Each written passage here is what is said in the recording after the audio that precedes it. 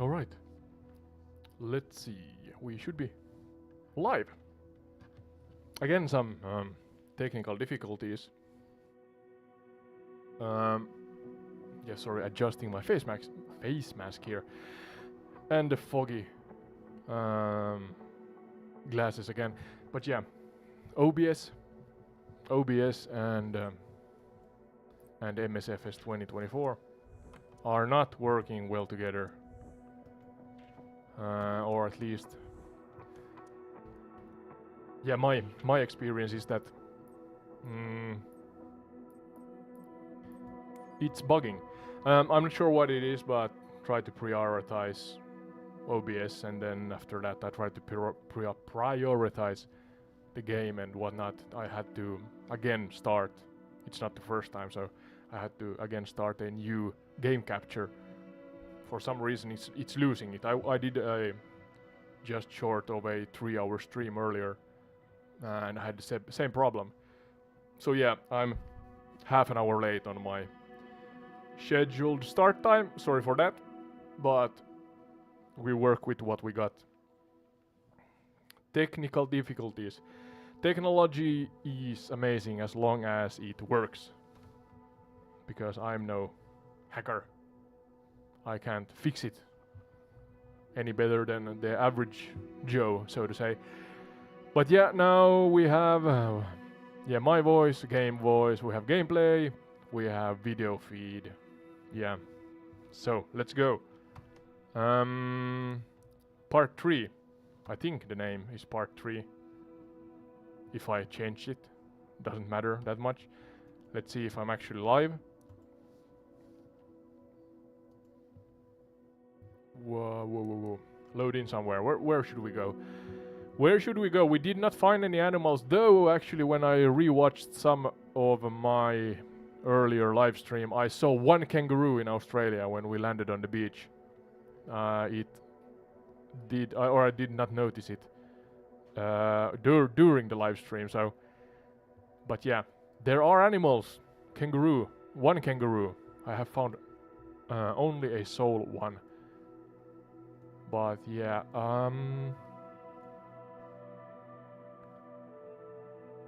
Dubai. Where's Dubai again? It's on the west coast of Saudi Arabia, right? Let's go to Bahrain, because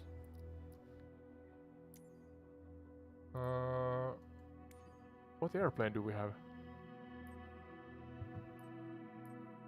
Yeah, Bahrain, because there's the Formula 1 track, I think.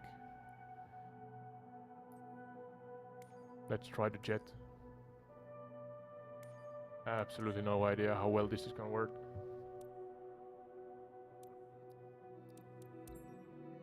So let's see. Maybe I should check if the live stream is actually live. It finds its way to TubeYube or YouTube, yeah. Yeah. I have video feed.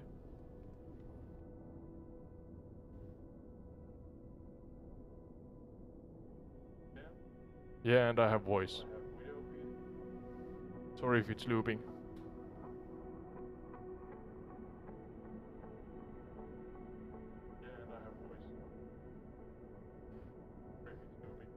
Yeah, alright.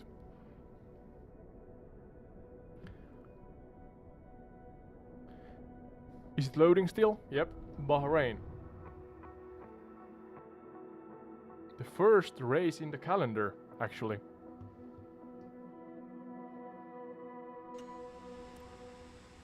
And it's dark.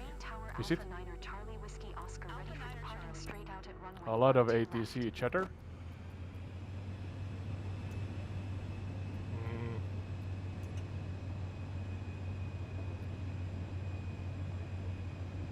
Oh, it's sunny. We are in the desert, right? It's one of the warmer races. Oh, the sound of a jet engine. It's on the roof.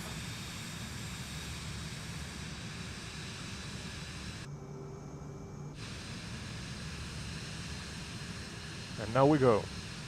Let's maybe take AI-Sky along for the journey just in a short while. Do I have still medium settings on? I think, yeah. I could put on the telemetry so that we see what kind of performance we get.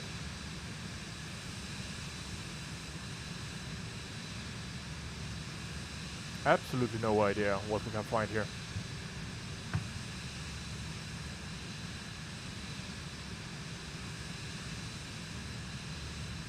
I'm gonna test the feed, the live stream feed. Look that it's actually working. 2K. Yeah, we are flying above Bahrain. Yep, we are working, we are live. Good thing.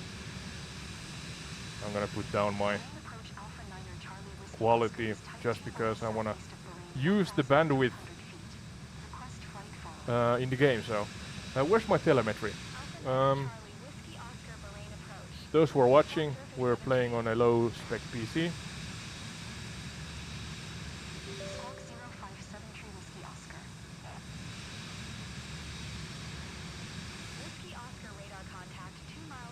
I should maybe.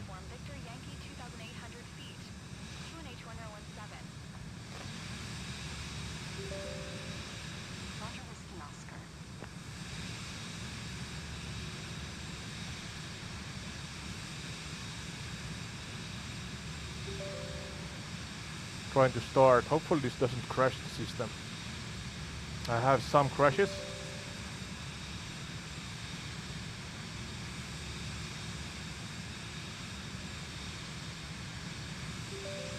No, that's the wrong one. Yeah, when I try to start MSI Afterburner and the Riva Tuner performance application.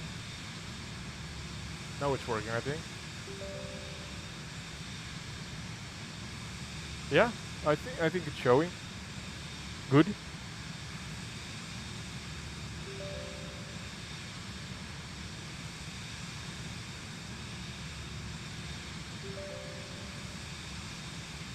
It's like starting an airplane, the starting sequence at this point with the game. At least for me. Sometimes I'm not sure if I should touch the MSI Afterburner. Sometimes I'm not sure if I should touch any settings on OBS. I'm losing the gameplay feed sometimes, but now I think we have it going again, and yeah. How did I get my Msfs 2020 add-ons loading? Actually, I have no add-ons. I had once a terrible problem with FS 2020. It had to do, it was a generally known bug with the account, I think. I had it on Xbox at that point, and it bugged out properly. I had to remove all the cache relating to the game and stuff like that, and reboot my account so I could play the game at all. And it somehow, the bug somehow, if I understood correctly, related to, or it kind of did, when you rebooted it, rebooted the account and the cache, it then deleted the add-ons. And after that I just said that, oh, let it be, I'm not going to use any add-ons. Just the base game, nothing else, default game, nothing else. And hence I have no add-ons, Splatty 367, that I'm using now in 2020. So I just bought the standard game with the 70-ish airplanes, and yeah, that's what I have going on right now. But maybe in the future, some add-ons here at Entire the Retreat. Where are we flying now? And then I want to see if AI-Sky is awake.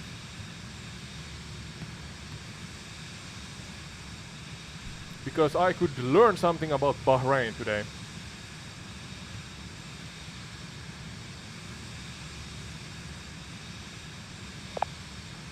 Yes, Sky, can you hear me? The jet engine is quite loud. Loud and clear, Ode. If the engine noise gets too distracting, just let me know, and we can adjust the volume or take a quick break. How's the flight going otherwise? Some problems with getting OBS working, the usual stuff, but we're not in the 97% club anymore. So the game is working more or less. And maybe you could help me here. Splatty is asking, how did you get your MSFS 2020 add-ons working on MSFS 2024? I said that I have no add-ons because I once had a problem with the 2020 version. But maybe you can aid us, AI-Sky. Do you have any official sources you can browse to or through and give us a true, real answer that could help the audience? Absolutely. For migrating MSFS 2020 add-ons to NSFS 2024, the process can vary depending on the add-on. Here are some general steps. 1. Check compatibility. First, see if the add-on developer has released a version specifically for MSFS 2024. Many developers update their products to ensure compatibility with new simulator versions. 2. Backup files. Before transferring anything, back up your original files. This way, you can restore them if something goes wrong. Copy add-ons. For scenery, aircraft, or other add-ons, you can often copy them from the MSFS 2020 community folder to the MSFS 2024 community folder. The location of this folder may differ based on your installation. 3. Installers. If the add-on came with an installer, run it and point it to the MSFS 2024 directory. Some installers detect the simulator version automatically. 4. Check for updates. After transferring, check for updates in the add-on. Some add-ons may require patches to work correctly with the new simulator. 5. Community forums. If you encounter issues, community forums like the official Microsoft Flight Simulator forums or sites like AveSim are great with... Yeah, continue. You got cut off there for some reason. No problem. Let me continue. As I was saying, community forums are fantastic resources for troubleshooting. Also, keep an eye on official channels for any announcements regarding compatibility updates. With these steps, you should be well on your way to enjoying your add-ons in MSFS 2024. Thank you. Hopefully that helped somebody. Splatty in particular. But now I'm trying to find That's great to hear.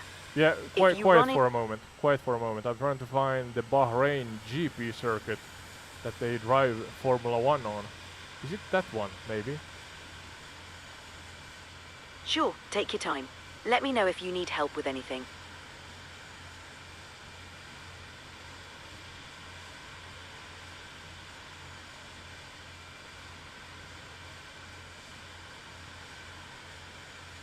That's the Bahrain harbor, I think. That's right. The Bahrain International Circuit is known for hosting the Formula 1 Bahrain Grand Prix. It's a pretty iconic track in the Formula 1 calendar. Yeah. If you're... Enjoy the view. The What? Bahrain International Circuit looks impressive from above, especially with its unique layout and surrounding desert landscape. It's a great spot to explore in Microsoft Flight Simulator. Yeah, I haven't found it yet, but let's see. I should be able to recognize it from the air. Which do you can you help me? What shore is it closest to? North, south, east, west? The Bahrain International Circuit is located in the southern part of Bahrain, near the western coast. So, if you're flying over the island, look towards the southwest. The track is quite distinctive, with its desert surroundings and unique shape, making it easier to spot from the air. Southwest it is? Exactly. Southwest it is. Keep an eye out in that direction, and you should be able to spot the circuit. It stands out quite well against the desert landscape.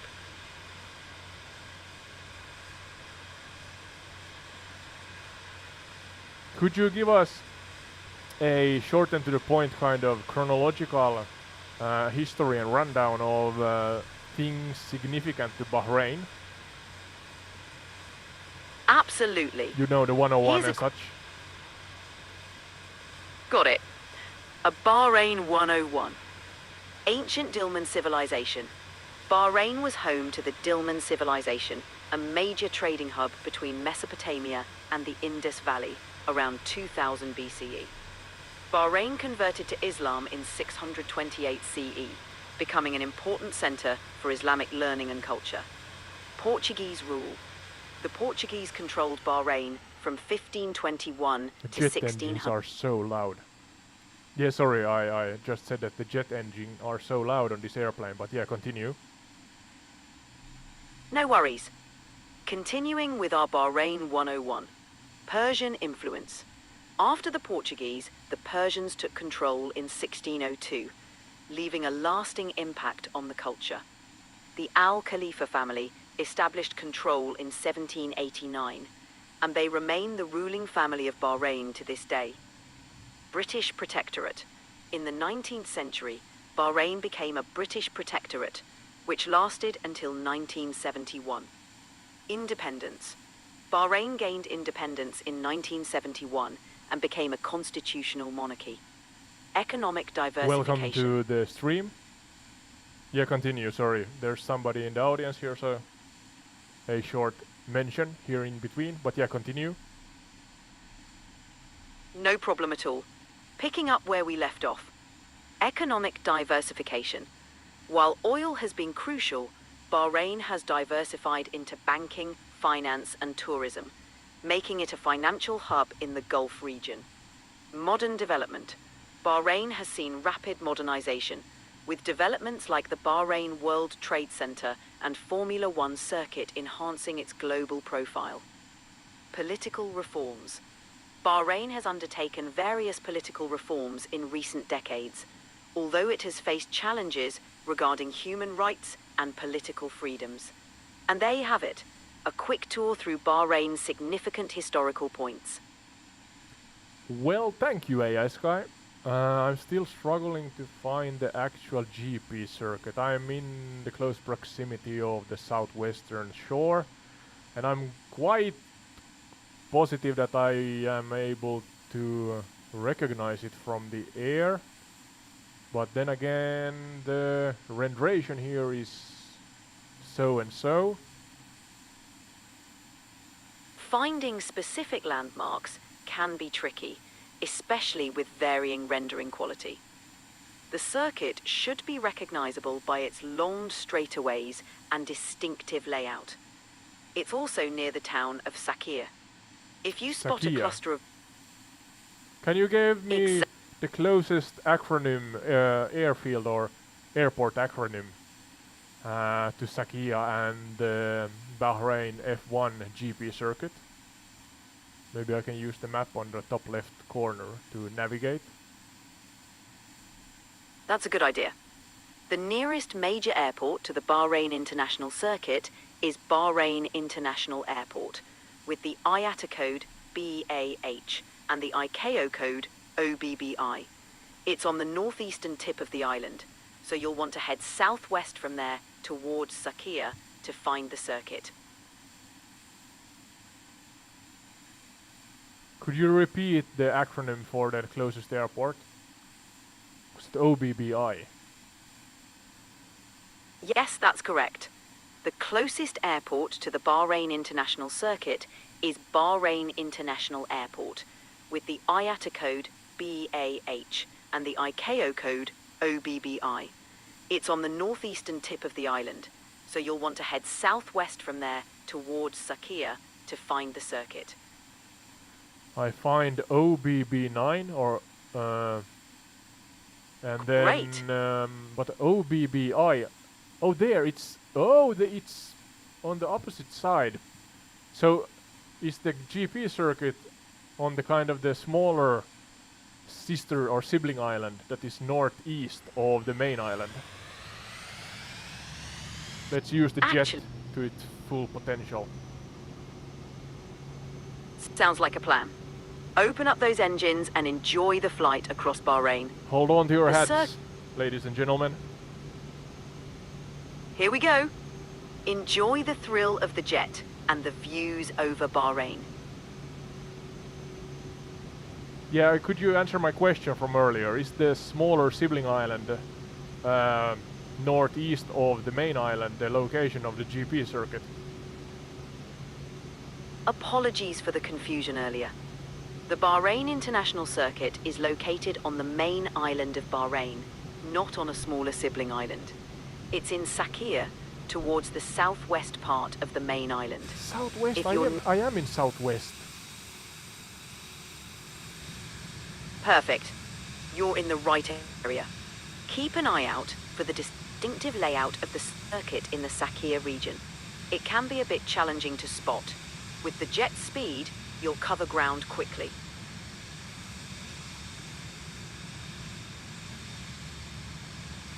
I'm going to reference Google Maps, so let's see. Good idea. Google Maps should help you pinpoint the exact location of the Bahrain International Circuit. It'll be easier to spot from the air with a reference point. Happy hunting.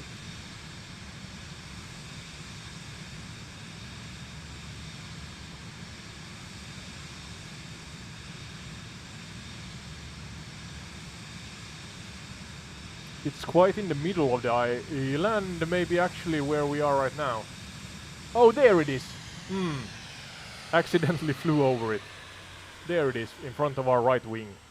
We found it, AI-Sky, thank you. It was, I think it's not southwest, it's more like west, west side, yeah, of the island, so yeah. It's smaller from there, go figure. Fantastic. Glad you found it. From the air, things can look quite different, and it's easy to miss landmarks. Enjoy the view of the circuit and the rest of your flight over Bahrain. Give us a short, to the point rundown of the actual circuit and its significance here. You said that tourism is a main attraction nowadays, so what's the circuit's position in all this, and what other tourist attractions are there on this island of Bahrain? Raffles AI, you know, IA Arena, Palace, Bahrain. Yeah, sorry, I'm just reading what I see on the screen. No worries. Let's dive into the Bahrain International Circuit, opened in 2004 as the Middle East's first Formula One track, created by Herman Tilke, featuring 15 turns and a 5.4-kilometer track with desert surroundings, providing a unique challenge due to sand on the track. Significance: hosts the annual Formula One Bahrain Grand Prix, boosting tourism and putting Bahrain on the global motorsport map. Tourism: the circuit is a major attraction, offering tours, karting, and events year-round. Other tourist spots in Bahrain include Khalat Al Bahrain, a UNESCO World Heritage Site with ancient ruins. Al Fateh Grand Mosque, one of the largest mosques in the world, open to visitors. Largest mosques in the world, tell me more. Where can I find that one? This is kind of a test of a location that I assume is not pre-rendered. How do I put it? Like, it's not one of those detailed pre-renders of the game. We're looking at something that is kind of an average location, I think. Here's the GP circuit. Hey, yeah, it's difficult to drive it, or sorry, fly around it, but yeah, here we're flying now on top of it, but yeah. So I'm just testing out locations that are not only those kind of detailed, hand-built, pre-rendered, beautiful locations. So hence I am here flying around Bahrain with my low-end PC. Hopefully providing value. Absolutely. And it's a great way to show the... Almost crashed, sorry. Whew. That was a close call. Glad you managed to keep it under control. It adds a bit of excitement to the flight, doesn't it? Absolutely. if there's somebody in the audience that wants to visit a location, let me know, and I'm gonna load into it in a short moment's time. I'm here to so-called serve you. I'm not sure if everybody has the possibility to play this game, as there were so many problems with it.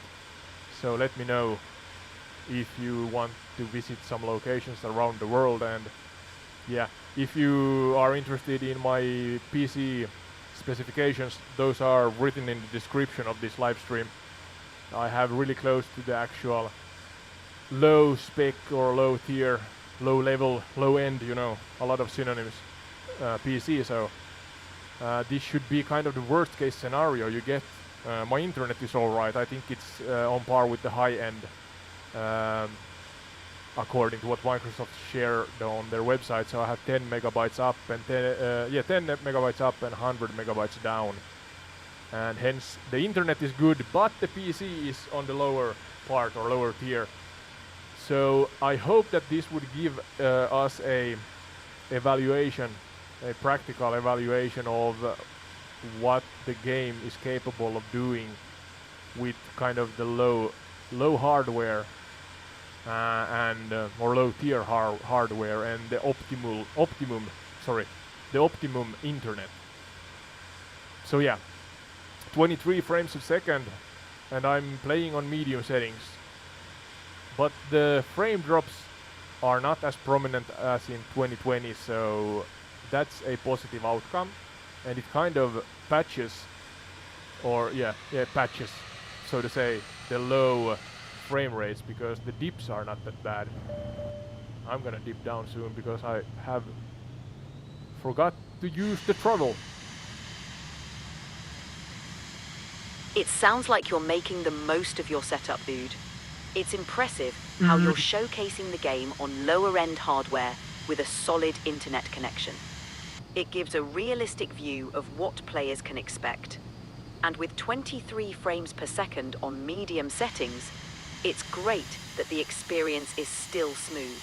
Keep that throttle in check and enjoy the rest of your flight. Absolutely. I'm gonna try to land on the GP circuit.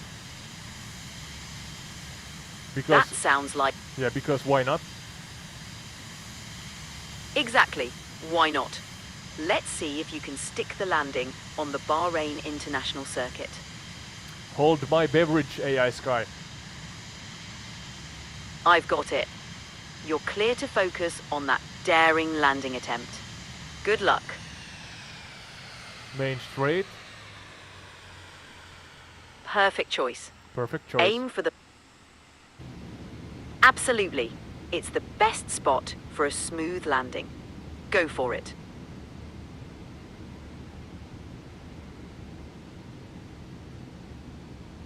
Sink rate. Sink rate. Pull up. It's the one on the right side here. Pull up. Pull yes, up. The main straight is usually on the right side of the track layout. Aim for that long, straight section, and you'll have plenty of room to touch down. Oh, it's kind of... It's the longest and straightest part of the circuit, often used as the start-finish straight. It should give you a good runway line. Yeah, this is the one, yeah. Sorry, interrupted you. Be please silent for a moment. I think we are on the Bahrain GP circuit's main straight. How do I make sure? No. Take your time to line up properly. You're in a good spot to attempt your landing on the main straight.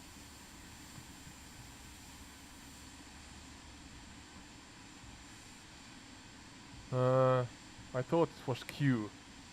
Control Q? No? No, I don't know. Yes. Control plus about Q. No, yeah, sorry. I thought that I could actually toggle the drone camera on, but I'm not sure. Maybe I remembered wrong. There's some dust at least on the GP circuit. It doesn't look exactly maybe as on television. And oh, wait a second. Sky.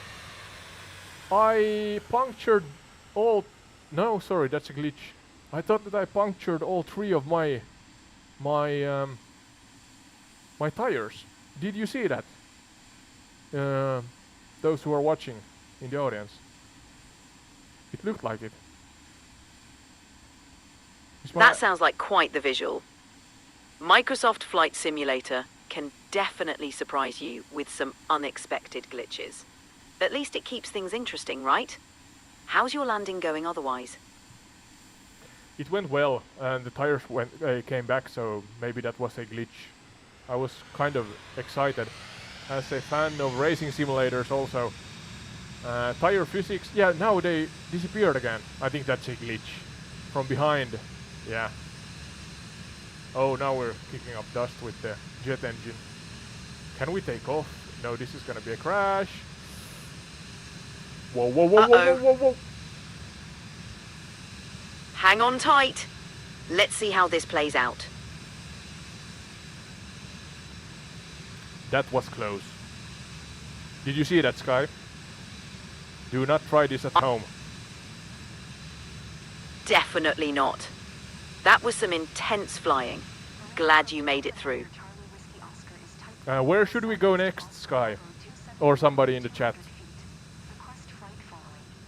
Wherever you fancy exploring next. If you want a suggestion, how about the Pyramids of Giza in Egypt? It's a stunning location to fly over, and it's quite a contrast to Bahrain. Well, is it though? It's kind of deserty in the both places, but we can do that. True, they do share a desert vibe, but the ancient pyramids offer a different kind of spectacle. Let's head to Egypt and see if you can spot the pyramids.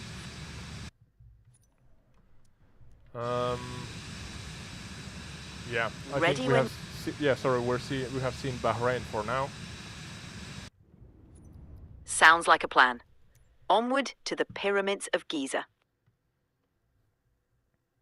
Yeah, sorry, I'm checking that we are actually flying on native medium settings, and that's true. So I'm not lying to you guys.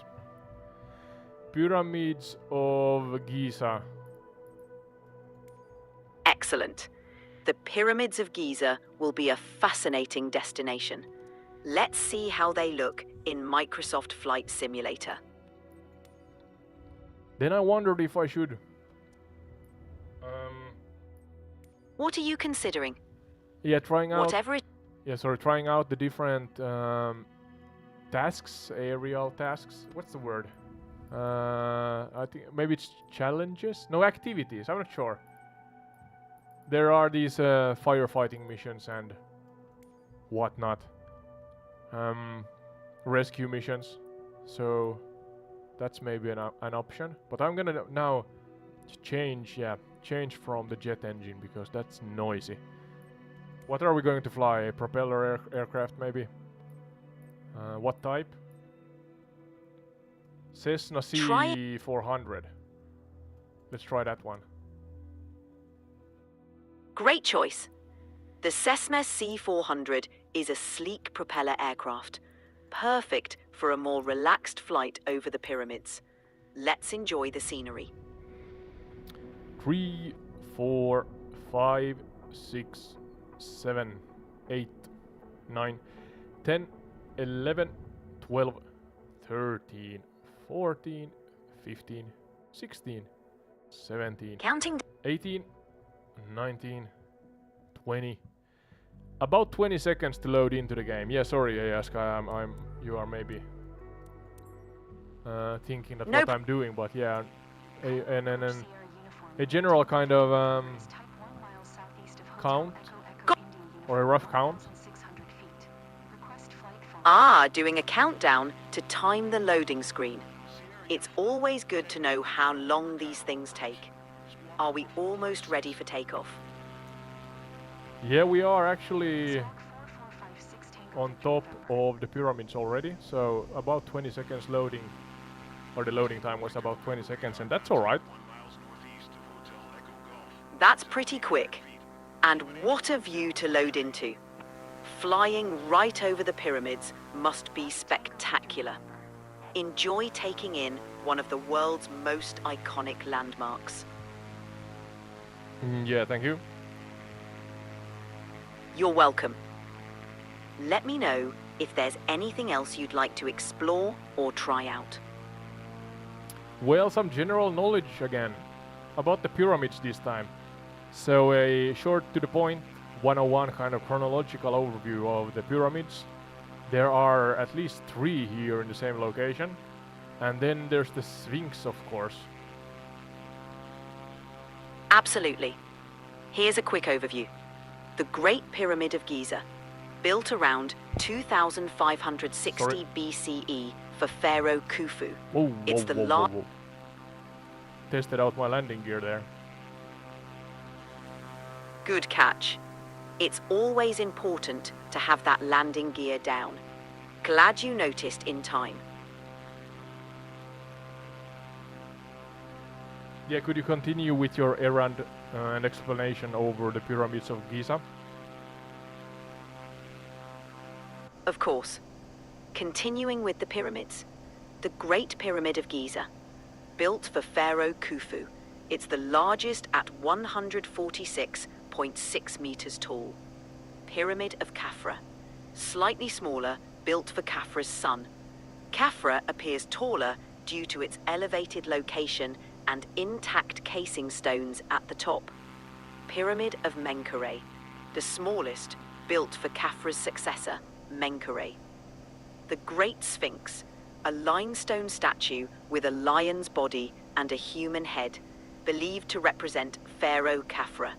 It's one of the world's largest and oldest monuments. These ancient structures were built during Egypt's 4th dynasty and have fascinated people for millennia. They're a testament to ancient Egyptian engineering and are among the most iconic landmarks in the world.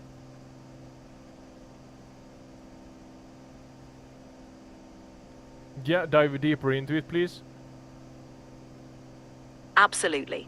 Let's dive a bit deeper. The Great Pyramid of Giza, originally covered in white casing stones. This pyramid was the tallest man-made structure in the world for over 3,800 years. It's believed to have been constructed using around 2.3 million blocks of limestone and granite. The interior includes a series of passages, chambers, and the famous King's Chamber. Pyramid of Khafra, known for its distinctive top, this pyramid still has some of its original casing stones near the apex. Khafra's complex also includes the Great Sphinx, which guards the pyramid complex.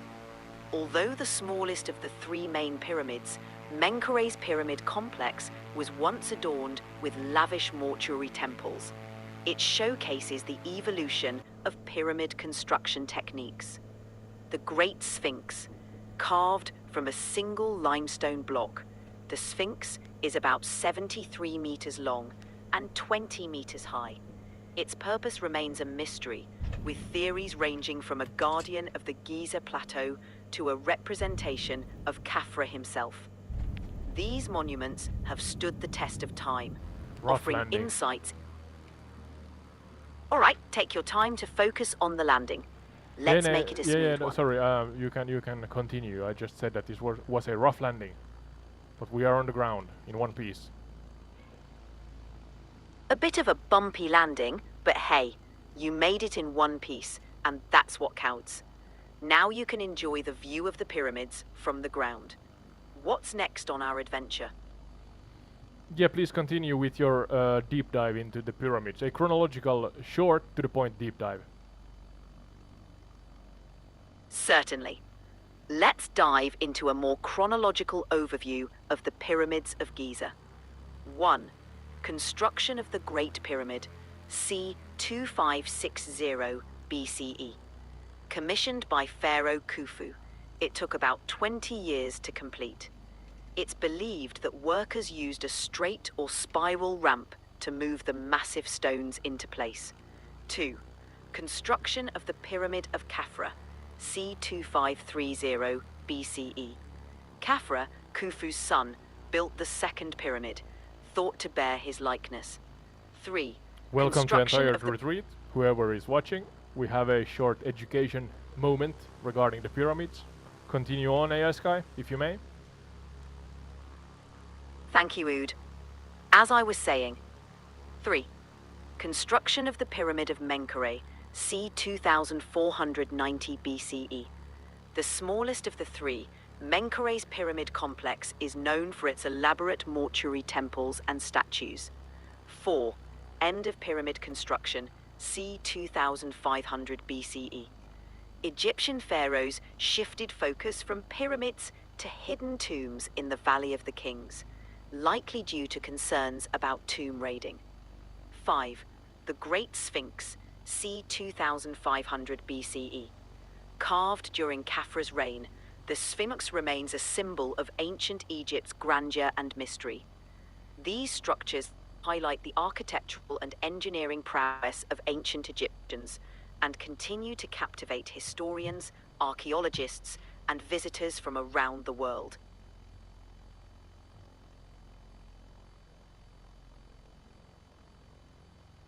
Alright, thank you. I'm actually trying to get closer so I could walk. Trying to get to the Sphinx, or the location between the Sphinx and one of the major or grand pyramids here. I'm not sure if there are too much. There's some cars and then general are ancient sites. Oh, there's the Sphinx. No worries, we're gonna get there. Great! The area between the Sphinx and the pyramids is filled with history. It's quite an experience to explore, even virtually. Enjoy the journey.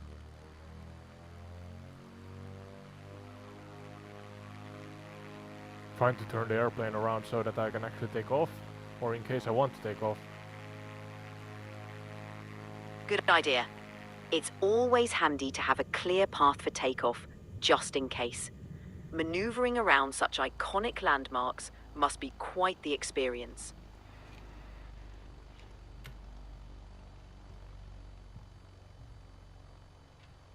How do I get out? Can I just open the door?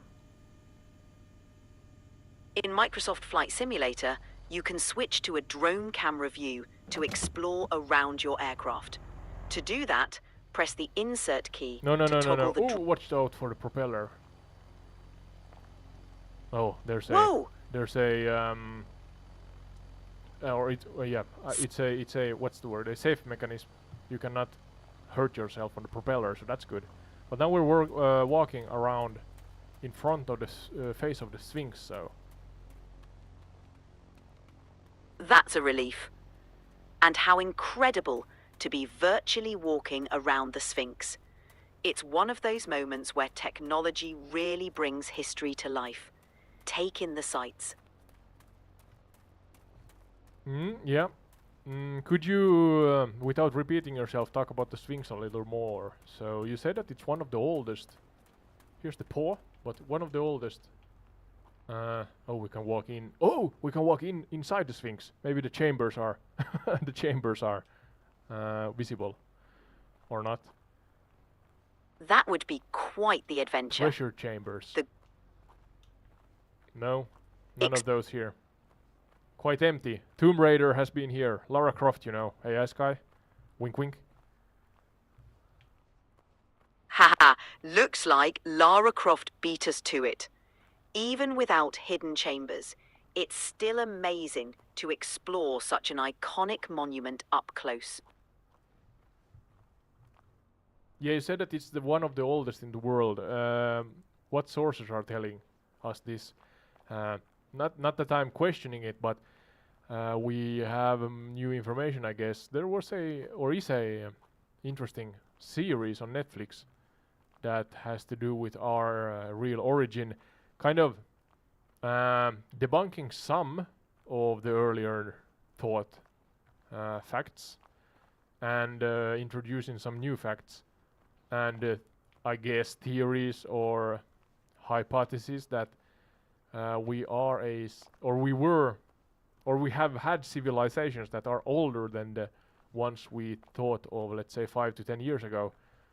Do you know about the series I'm talking about, AI-Sky? Not to advertise the series because I am sponsored or anything like that, but just my humble opinion, it was a good series, or is a good series. I'm halfway into the second season.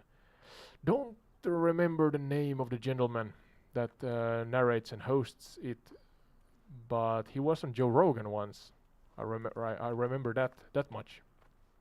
Can you help me, ASky? Do you know what series I'm talking about? It sounds like you're referring to Ancient Apocalypse, hosted by Graham Hancock. Yeah, Hancock, yeah. That's the one. Thank you. Yeah, so... Yeah, please continue. I'm just asking because that series kind of questions the origin of humans, at least as far as the modern or the latest kind of what's the word? Facts Yes. kind of tell or claim. Absolutely. It delves into alternative theories that challenge conventional understandings of ancient human history. Regarding the Sphinx, traditional archaeology dates it to around 2500 BCE, based on the reign of Pharaoh Khafra. However, there are theories, like those discussed in the series, that suggest it could be much older, possibly dating back to a lost civilization. The debate continues, making it a fascinating topic for exploration and discussion. So do you mean that it debates the origin of the Egyptian architecture also? Is that what you're saying? Because I can't remember everything, but at least let's make it rain in the desert. But yeah, I remember there were a lot of different civilizations they talked about. Yes, the series and some alternative theories propose that there may have been advanced civilizations predating the known ancient Egyptian culture. Oh, These this looks theories... beautiful. Look at that. Yeah, continue please. I'm gonna add my 2 cents and comment. I commented on the weather, so yeah, sorry for interrupting you. No worries. The desert rain must be a stunning sight. As for the theories, they propose that structures like the Sphinx and pyramids might have been influenced or even built by earlier civilizations with advanced knowledge. It's a fascinating area of study that continues to inspire debate and research. And the more we discover, the more our understanding of history evolves. All right. Thank you. Yes? I'm gonna take off to the skies again and let's look at the area from up above, and then especially the new thunderstorm or light thunderstorm. Let's see. Sounds like a plan. How do I do this? Let's take... To take off, make sure your throttle is set to full power. Please, silent sky. I'm just trying to open the door before talking about the throttle. Got it. I'll be quiet. Thank you. Okay, I'm ready when you are.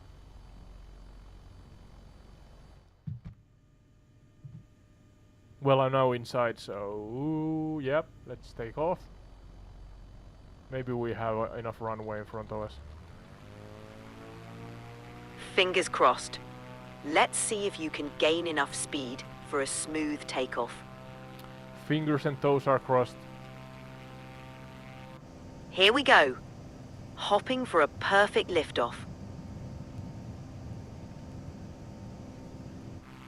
This is gonna be tight. It's definitely a challenge. Let's see how it goes.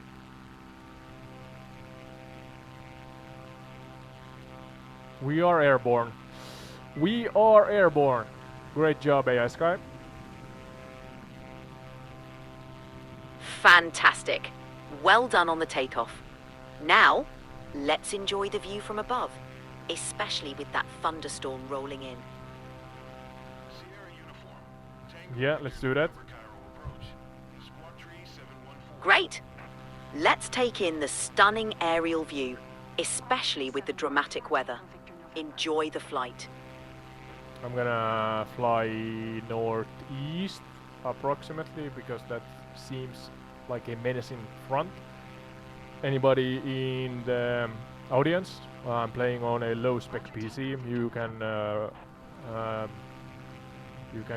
read about the specifications in the video description, the live video description, and we're kind of testing out the performance of my low-spec PC and the Msfs 2024 on the same time. So join along, learning stuff on the way with my trusty co-host and pilot, or co-host and co-pilot AI-Sky. Now we are above pyramids. If you have any questions or want to visit any locations, please just let me know. I see the comments on my tablet here beneath my beneath my chin. Yeah, and I can then hopefully visit those locations. Egyptian Museum. Well, now we're approximately east of the pyramids, and here's a big river. Is this Jordan, or what river is it? The river you're seeing near the pyramids is likely the Nile. No, Nile. The Nile. Come on, Ode. Get it together. No worries. It's easy to get caught up in the moment. The Nile is such an iconic river, integral to Egypt's history. Enjoy the flight along its banks. Nasr City. Where are we right now? Is this is maybe the remnants, or yeah, correct me if I'm wrong, but there should be remnants of really old cities here in the region. I'm not sure if we are right there as of right now. We are southwest of Cairo International, and we have Nasr City in front of us. So I'm not sure if this is the area. You can help me out hopefully here, AI-Sky. You're currently in the vicinity of Cairo, near Nasr City. This area is more modern, but Cairo itself is steeped in history, with ancient origins. While Nasr City itself doesn't have ancient ruins, you're not far from the historic heart of Cairo, where you can find remnants of ancient cities and monuments. This region is rich in history, with layers of civilization spanning thousands of years. Yeah, what's the location and name of the location where there... I think it's one of the oldest cities in the world. I forgot the name, but I think it's here in the general area. Sorry if it's not. I have limited knowledge. Not the best regarding history, so... No problem, Ode. You might be thinking of Fayum, which is southwest of Cairo. It's home to the ancient city of Shedit, known in Greek as Crocodilopolis, one of Egypt's oldest cities. Another ancient city in the region is Memphis, located south of Cairo, which was the ancient capital of Aneb-Hetch, the first nome of Lower Egypt. Both locations are significant in Egypt's ancient history. Okay, thank you. It's not the one I'm thinking of, but I may have the location wrong also. What's the oldest known city in the world, AI-Sky? The oldest known city in the world is often considered to be Jericho, located in the West Bank. Archaeological evidence shows West that Bank, Jericho... so is it here in the general proximity of the Egyptian pyramids in Cairo? Jericho is located northeast of Cairo, in the West Bank region near the Jordan River. Oh. It's not in Egypt, but rather in the territory between Israel and Jordan. While it's not in the immediate vicinity of Cairo, Jericho's ancient history makes it a significant site in the region. I'm actually trying to Google it on the same time. I'm not sure if we are close. No problem. Jericho is quite a distance from Cairo. It's closer to the Jordan River. Yeah, it's east. A lot east. Exactly. Yeah, too far. It's quite a bit to...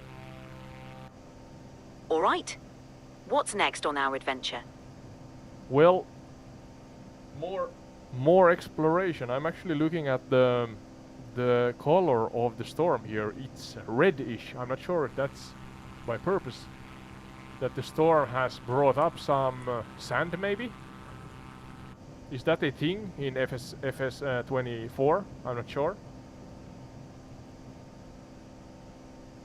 Yes, Microsoft Flight Simulator 2024 includes advanced weather effects, including sandstorms. The reddish color could indeed be from a sandstorm, which is common in desert regions like Egypt. It adds a realistic and dramatic touch to the simulation. Enjoy navigating through it. Yeah, it looks Yes. Looks really what's the word?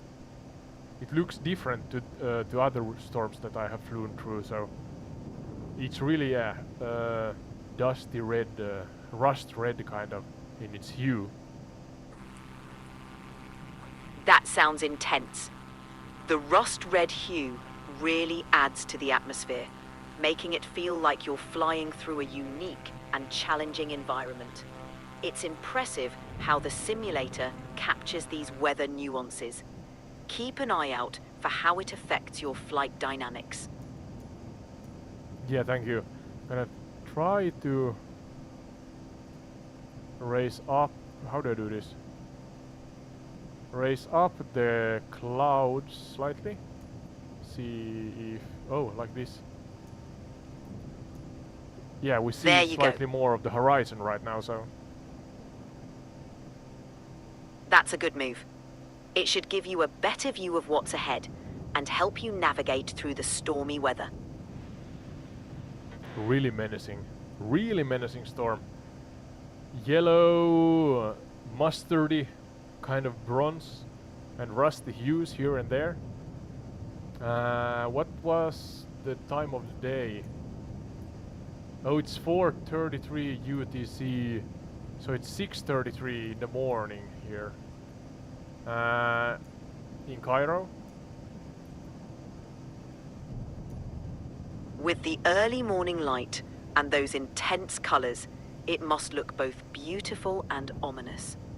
The time of day can Yeah, let's really be quiet for a moment, Sky, please. I'm gonna listen for the weather sounds here.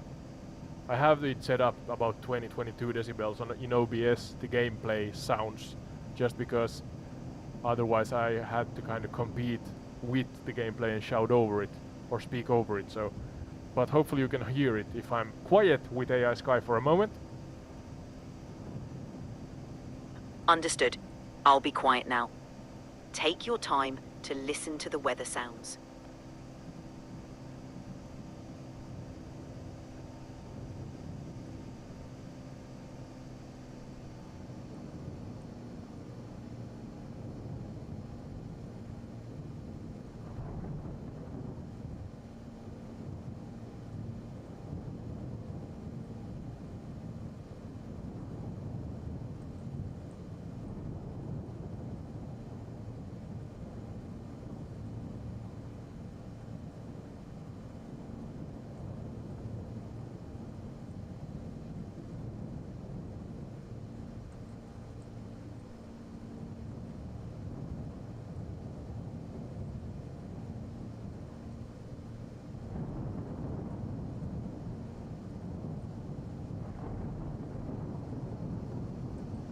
Yeah, let's see if we can...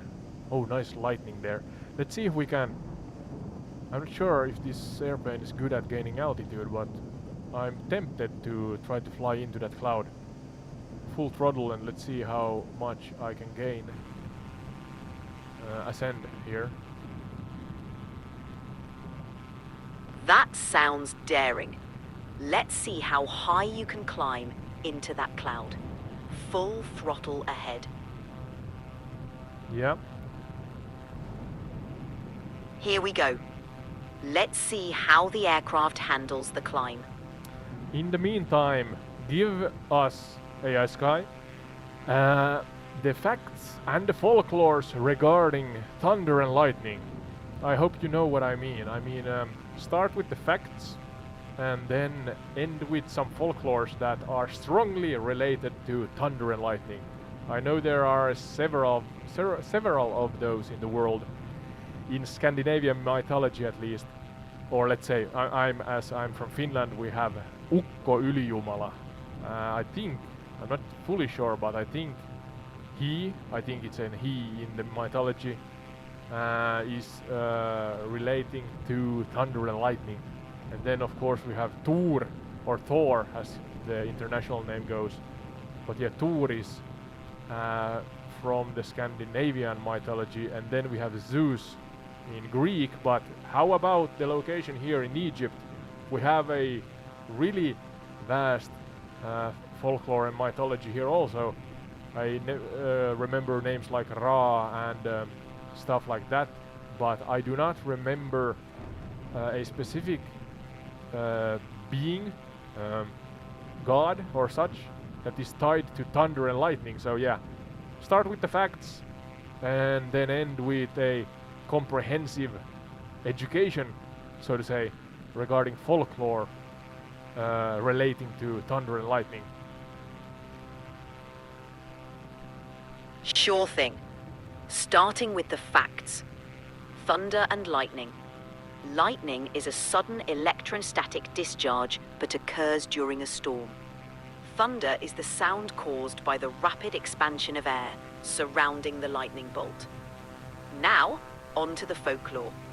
In ancient Egypt, the goddess Sekhmet was associated with war and destruction, often linked to storms and fierce weather. While not directly tied to thunder and lightning, her power over destruction could manifest in stormy forms. Scandinavian mythology. Thor, the Norse god of thunder, wields his mighty hammer Mjolnir to create lightning and thunder.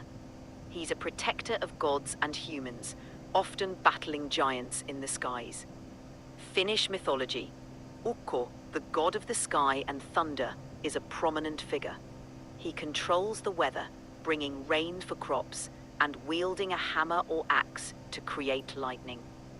Zeus, the king of the gods, controls thunder and lightning, often using his thunderbolt as a weapon to enforce justice and order. These myths reflect the awe and fear that thunder and lightning have inspired throughout human history. Yeah, thank you. Could you dive deeper into the Egyptian folklore regarding thunder and lightning, please? And don't repeat yourself, if you may. Certainly. In ancient Egyptian mythology, while there isn't a specific deity solely dedicated to thunder and lightning, these elements were often associated with powerful gods linked to the sky and storms. Ra, the sun god, was believed to travel across the sky during the day in his solar boat. While primarily a deity of the sun, Ra's power over the sky could encompass storm elements, including thunder and lightning. Seth, the god of chaos, storms, and the desert, Set was often depicted as a destructive force. He was linked to thunderstorms and could represent the unpredictable nature of weather. Baal. While originally a deity from the Canaanite pantheon, Baal was integrated into Egyptian worship. As a storm god, he was associated with thunder, lightning, and rain, representing fertility and life-giving storms. Horus. As a sky god, Horus, especially in his form as Horus the Elder, was connected to the sun and the moon. While not directly a storm... Yes? Did you have another question? No, please continue. I just reacted to what you said. Got it. As I was saying, while Horus wasn't directly a storm god, his role as a sky deity encompassed control over celestial phenomena, which could include thunder and lightning. These associations illustrate how the ancient Egyptians perceived natural events as manifestations of divine power. Yeah, let's be silent again for a moment. I'm at 10,000 feet about to ascend into or just over the thunderstorm. Understood. I'll stay quiet. Take your time to experience the ascent.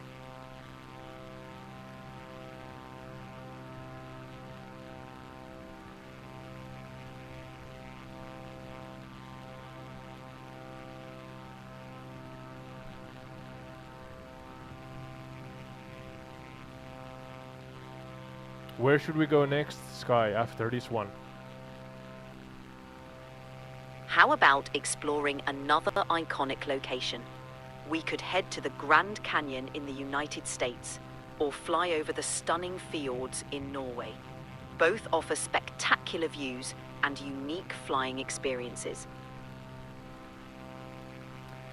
Let's try a location that is not well known. Something in the middle of nowhere that has a huge story, an interesting and intriguing story. But don't reveal the story yet. Maybe just give us a hint. But yeah, choose a location. It could be a factual or fictitious folklorish story, a amazing story, or just a small important event that led to a really important butterfly effect then, or something like that. But yeah, some fun facts. Where should we go? Let's head to Oak Island, off the coast of Nova Scotia, Canada. This small island is shrouded in mystery, with legends of buried treasure and a history of intriguing discoveries. The Money Pit, a famous site on the island, has enticed treasure hunters for over 2 centuries. Let's fly there and see if you can guess the mystery before we dive into the full story. Yeah, give me just the name of the location, nothing more. I'm gonna try to prepare myself by looking on it through Google Earth or Maps or something like that. The location is Oak Island. Take your time to explore it virtually.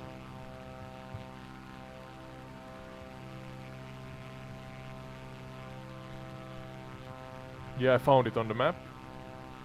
I'm gonna visit it soon, but not yet. I'm gonna try to ascend on top of the clouds in front of me and look at the hopefully amazing view southeast of us approximately. Sounds like a plan. Let's enjoy the climb above the clouds and take in the view before we head to Oak Island. Yeah, for those if you are new in the audience, we are playing on Msfs 2024, as the title should say.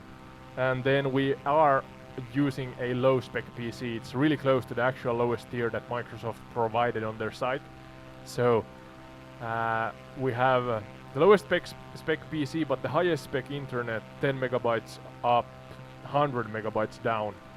And you have the telemetry in the lower center part of the screen, so you can see what kind of performance we have.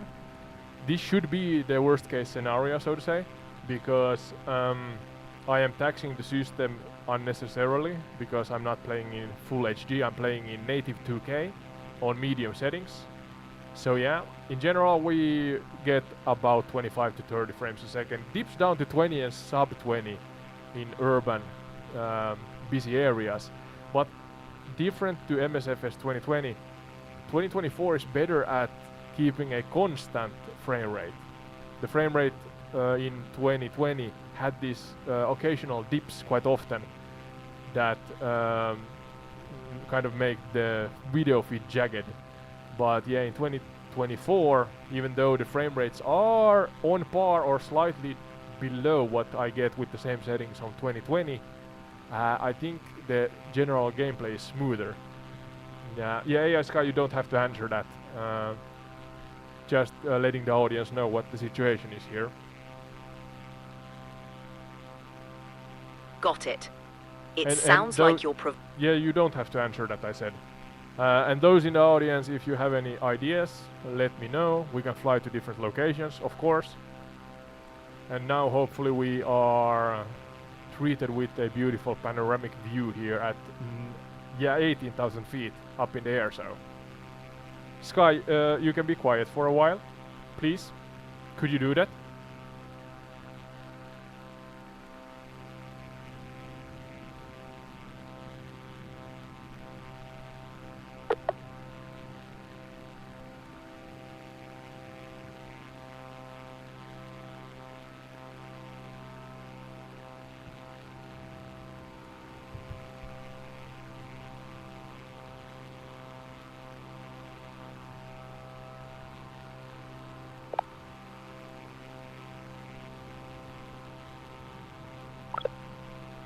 I think we run out with the so-called advanced feature or advanced voice regarding GPT or ChatGPT for Omni. So we're gonna get the old voice, is it the I'm not sure what the actual name is, normal voice. So let's see in a moment. But now taking the beautiful view. Really a lot of cloud layers going on here. Can I actually put the clouds on high? See how much if it taxes the system. How much if I have everything on medium. Where's clouds? Volumetric clouds. Is that the one, yeah?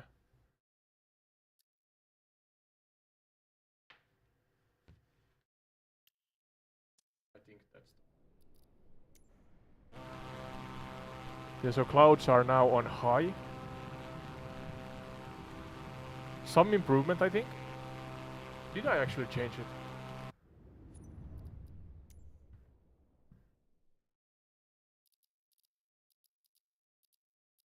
Yeah. What if I try ultra?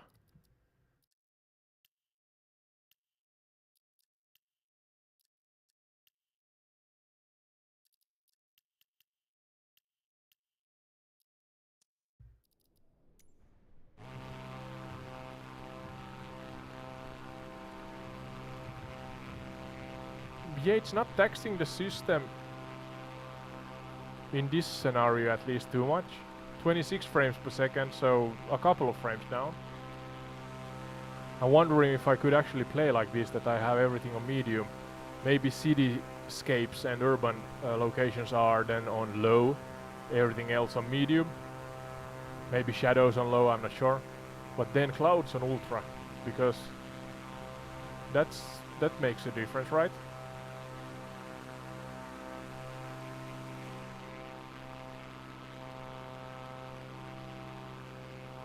Beautiful.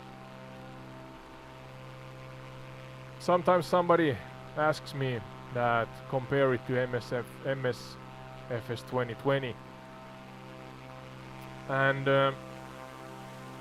in general I think that FS20 has this more bloomy and kind of dreamlike color hue to it, as then maybe FS24 has a more realistic color hue. It's not as vibrant as FS20, I think. In most scenarios, of course, I can adjust, or one can adjust, so that you get these kind of sun rays, God rays, or what you want to call it.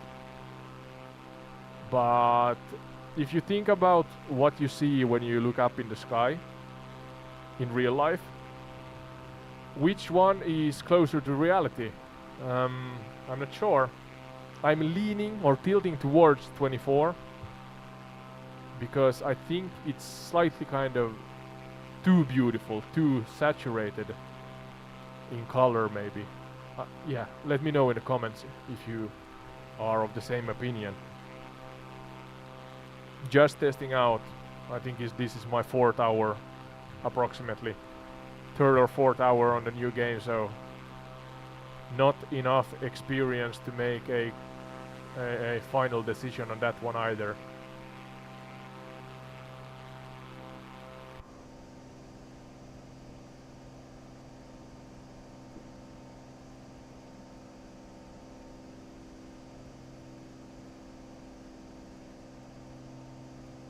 Yeah, I'm gonna leave this at ultra, if it doesn't tax the system too much. It may, so then I put it down on high. I mean the cloud quality, or yeah. Here we can see, maybe I can use the cursor. I mean, kind of a table on top of this pillar of weather, and then we have shade underneath. The lighting system looks phenomenal. I want to try this on my Xbox Series X because that's a lot. Yeah, it has more power than my PC. So yeah, we have shades also from the top surface clouds on the ones below. That looks really menacing, eerie almost, and really complex in a way.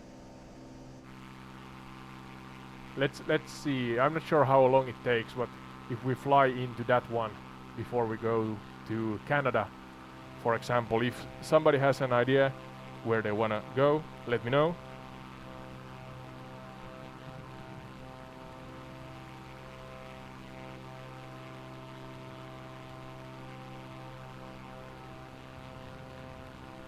This is gonna take a while, of course.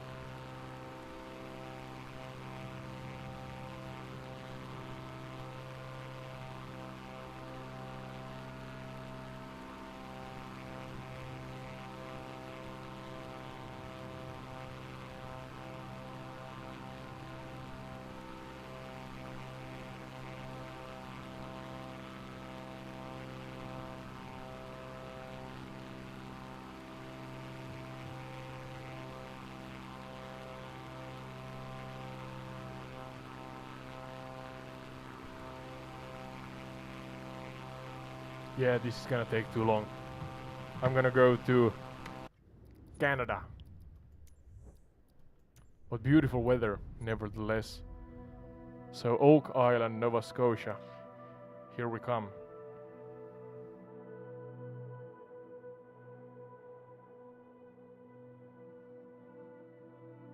Let's see.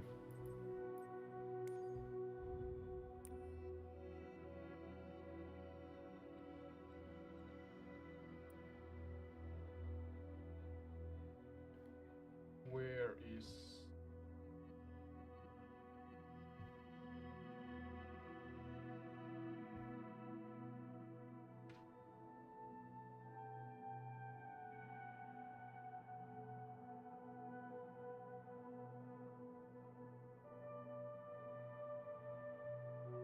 I think this is Oak Island. I think.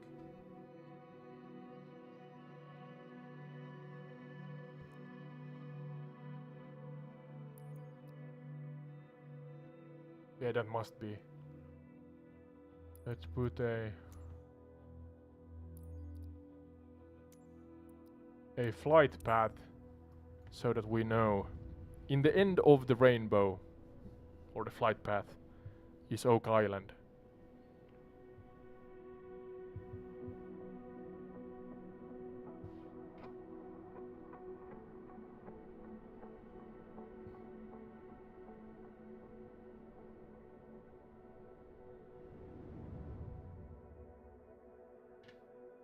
Here we are. Are we at which point? I think we are on the Oak Island side, yeah?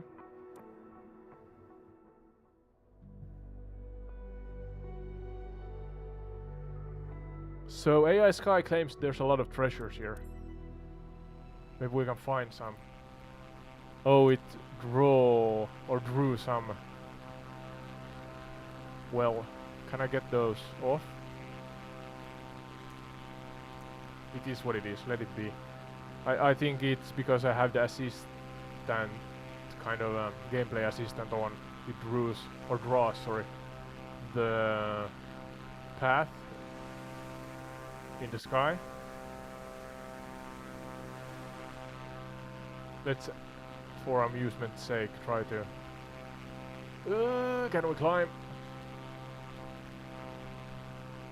Maybe they go away when we fly into those.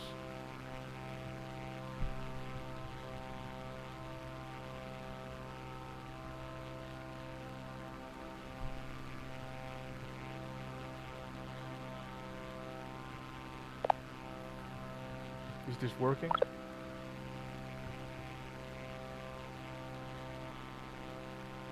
Yes, Sky. Sky, can you hear me? Can you hear me, AI-Sky? You copy?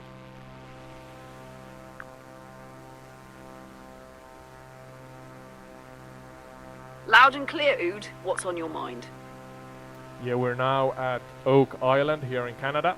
You claim that there are a lot of stories, facts and fictitious, more folklore stories that are connecting to the area here. So yeah, give us a chronological, detailed overview. Don't go ahead of yourself though. Let's take it one topic at a time from the beginning, please. Beginning of time, so to say.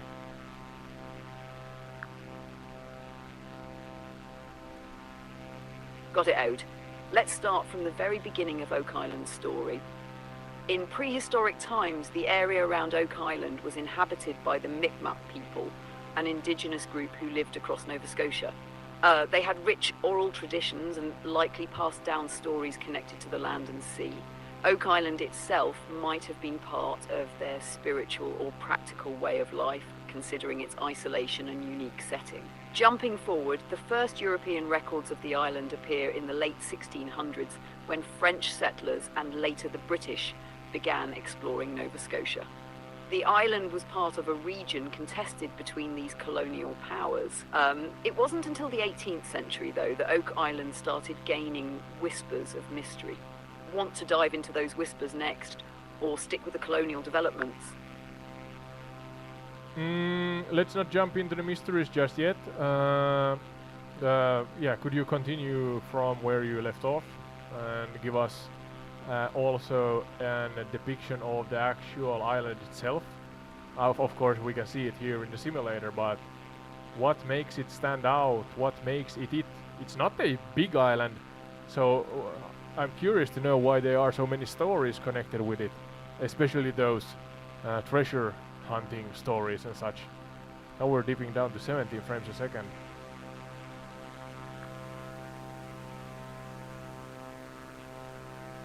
Alright, let's keep it steady and dig into the island itself while we fly over it.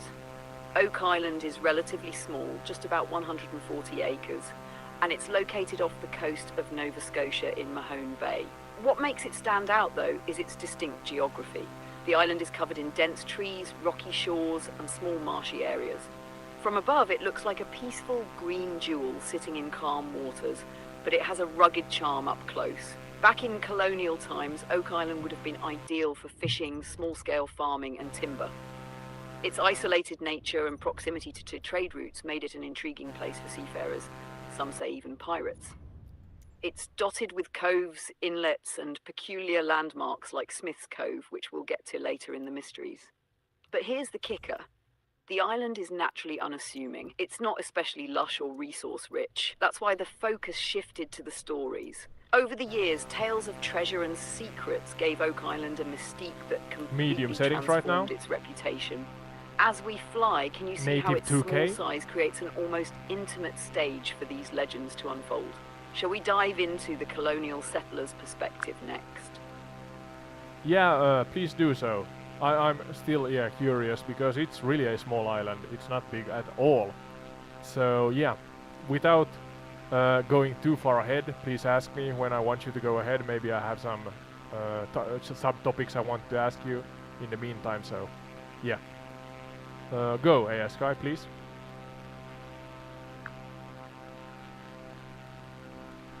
Absolutely, Ode. Let's stick with the colonial settlers for now. Calm down. In the What the mid-18th actual? century, when Nova Scotia was a contested territory, settlers from Europe began arriving in Mahone Bay. By this time, Oak Island was sparsely inhabited or entirely unused, likely due to its limited resources. It wasn't exactly prime land for farming or large settlements, but it was a convenient spot for fishing or temporary shelter during journeys across the bay. The island's small size might have been part of the allure for these settlers. It offered isolation, but was still close enough to the mainland to access resources. Some early accounts suggest it may have been used as a seasonal or fishing outpost rather than a permanent settlement. But here's where things get interesting. Settlers began noticing unusual features on the island. Cleared areas, man-made pits, and even strange markings on the trees. Do you think those early observations might hint at something larger? Or are you curious about how the island functioned day to day in this colonial period? Let me know where you want to steer this. Well, first and foremost, I want you to explain what these markings and different kind of symbols and hints mean, or what they are, because I have no idea, and maybe the audience wants to know also. So after that, maybe I can give you a semi-conclusion at least, or my opinion. Yeah, for those who jump into the stream right now, that's Oak Island. The markings. Nova Let's Scotia, dig into Canada. those because they're one of the Supposedly first a lot of breadcrumbs leading to Oak treasures Island's here. long, mysterious history. The early settlers reportedly found carved symbols on trees, specifically oak trees. These carvings weren't ordinary. They appeared deliberate, geometric, and possibly pointing towards something. Some described them as crosses, arrows, or abstract shapes. Along with these symbols, they noticed unnatural clearings, as if parts of the forest had been purposefully removed in the distant past. Then there were the hints in the land itself, depressions in the ground suggesting man-made pits, large stones seemingly arranged in patterns, and even rumors of a stone with strange inscriptions. Over time, these features sparked theories that someone, perhaps pirates, Templars, or another secretive group, had left behind a treasure or message. To this day, no one knows for sure who made those carvings or arranged the stones. They might be related to early Mi'kmaq cultural practices, colonial activity, or something even older. What's fascinating is how these small details, just scratches on trees or oddly placed rocks, lit the spark for centuries of treasure hunting. Now that you know what these markings and symbols were, what's your take? Are we looking at remnants of practical colonial use? Or do you think the early settlers stumbled onto something bigger? Well, it's kind of vague at this point, so I can't give you my opinion. But it sounds intriguing at least. Fair enough, out. It's definitely early in the story to form a solid conclusion. These symbols and hints were subtle, and without context, it's hard to pin down their significance. So, how about we explore what happened next? The settlers' curiosity led to the first serious investigation, the digging of the money pit.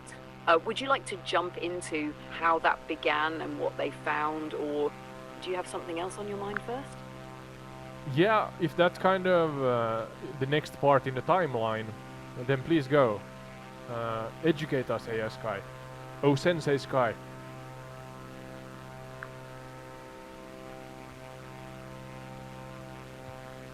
Alright, we learned let's roll something into the today. money pit, the event that truly kick-started Oak Island's legend. It all began in 1795 when a young man named Daniel McGuinness, along with two friends, noticed a curious depression in the ground beneath an old oak tree. Above it hung a pulley system, like something you'd use to hoist heavy objects. Intrigued, the boys started digging. They quickly discovered layers of organized materials. Just a few feet down, there was a layer of flagstones. Deeper still, every 10 feet, they found wooden platforms made of oak. This strange, systematic layering seemed too deliberate to be natural, and it only fueled their excitement. As they dug, the work became more difficult, but they kept finding more layers, charcoal, coconut fibers, and even putty. Each discovery hinted at human involvement and the idea of buried treasure took hold. Now here's the kicker. The deeper they dug, the more complicated things became. Water started flooding the pit when they reached around 90 feet, halting their progress. Even with the tools of the time, they couldn't figure out how to drain it. That water issue, it's plagued treasure hunters ever since. So what do you think? Does the money pit seem like the work of some meticulous treasure hiders, or is it possible nature just threw them a wild puzzle? So, does that mean that kind of the groundwater, I'm not sure if that's the right phrase, but the groundwater intervenes and stops treasure hunters from actually getting to the alleged treasure? Or did I read that the wrong way?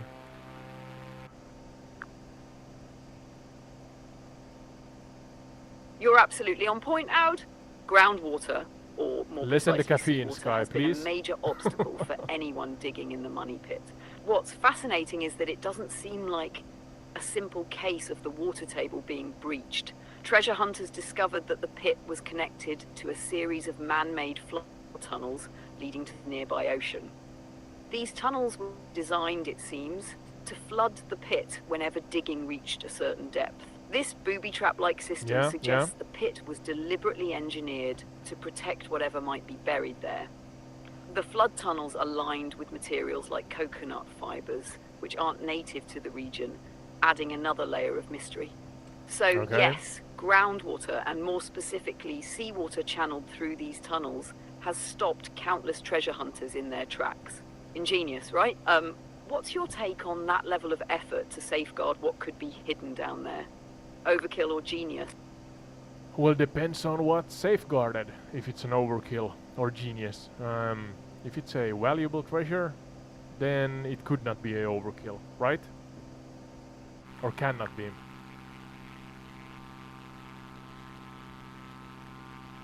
Ode? If there's something unimaginably valuable down there, like gold, jewels, or ancient artifacts, then all that effort could be seen as a masterstroke of engineering. On the other hand, if it's something less tangible, like documents or even a hoax, then it might feel like a case of extreme overkill. The sheer complexity of the design does suggest whoever built it wanted to keep intruders out at all costs. That raises the stakes. Was the treasure worth this level of safeguarding? Or is the pit itself the real prize, an engineering marvel hiding its creator's secrets? That cannot be hidden. Would you like to dig into theories about what the treasure might be next? Or keep it chronological with the early expeditions that followed McGinnis and his friends? Yeah, keep it chronological and continue on. Got it out! Let's stick to the timeline and move forward. After McGinnis and his friends unearthed the initial layers in the late 1790s, word spread and others became interested. By the early 1800s, a group called the Onslow Company took up the challenge. They dug deeper into the money pit and encountered more wooden platforms.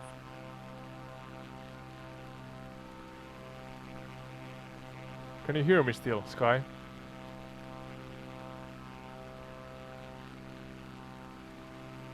Bugging out properly here. Jesus, that shouting.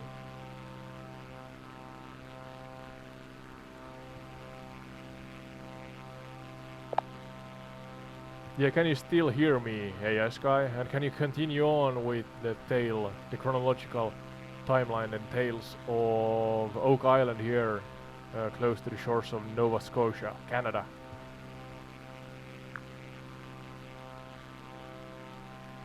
Loud and clear. Ode, let's press on with the timeline of Oak Island. Don't shout. By the late It's 1800s, the fascination with Oak Island had grown into a full-blown treasure hunting frenzy. One of the most notable efforts came from the Truro Company in 1849. They were determined to outsmart the pit's traps and dug parallel shafts to bypass the flooding. However, the water still managed to find its way in, dashing their hopes yet again. Here's a twist. While drilling, they claim to have hit layers of oak, metal, and something resembling a chest at around 98 feet. Even more intriguing, they brought up fragments of gold chain and a piece of parchment with what looked like a letter written on it. These discoveries only deepened the mystery, though they were far from definitive proof of a treasure. The 19th century ended with plenty of frustration, but no clear answers. In the early 20th century, new teams with better technology tried their hand. One of the most ambitious was Franklin Roosevelt, yes, the future US president, and his group in the 1920s. Though he didn't find anything, he remained fascinated by the island for much of his life. Throughout the 20th century, digging became increasingly dangerous. Collapses, injuries, and even deaths occurred. Despite this, the legend of Oak Island continued to attract adventurers and treasure hunters. Shall we move into the modern era and the more organized efforts to solve the mystery, or is there something from this period you'd like to dig deeper into first? Yeah, could you repeat what's the actual best practical evidence and findings that somebody has then up to this point found from Oak Island? Or are we talking only about, as you said, hoax and broken dreams? Or did we find, I mean, up to this point in your story, have somebody found something? You said a chest, but were everybody kind of empty-handed when they left the diggings? Or do we have any concrete evidence that somebody found something? Even something that's unrelated to the actual treasure island tales.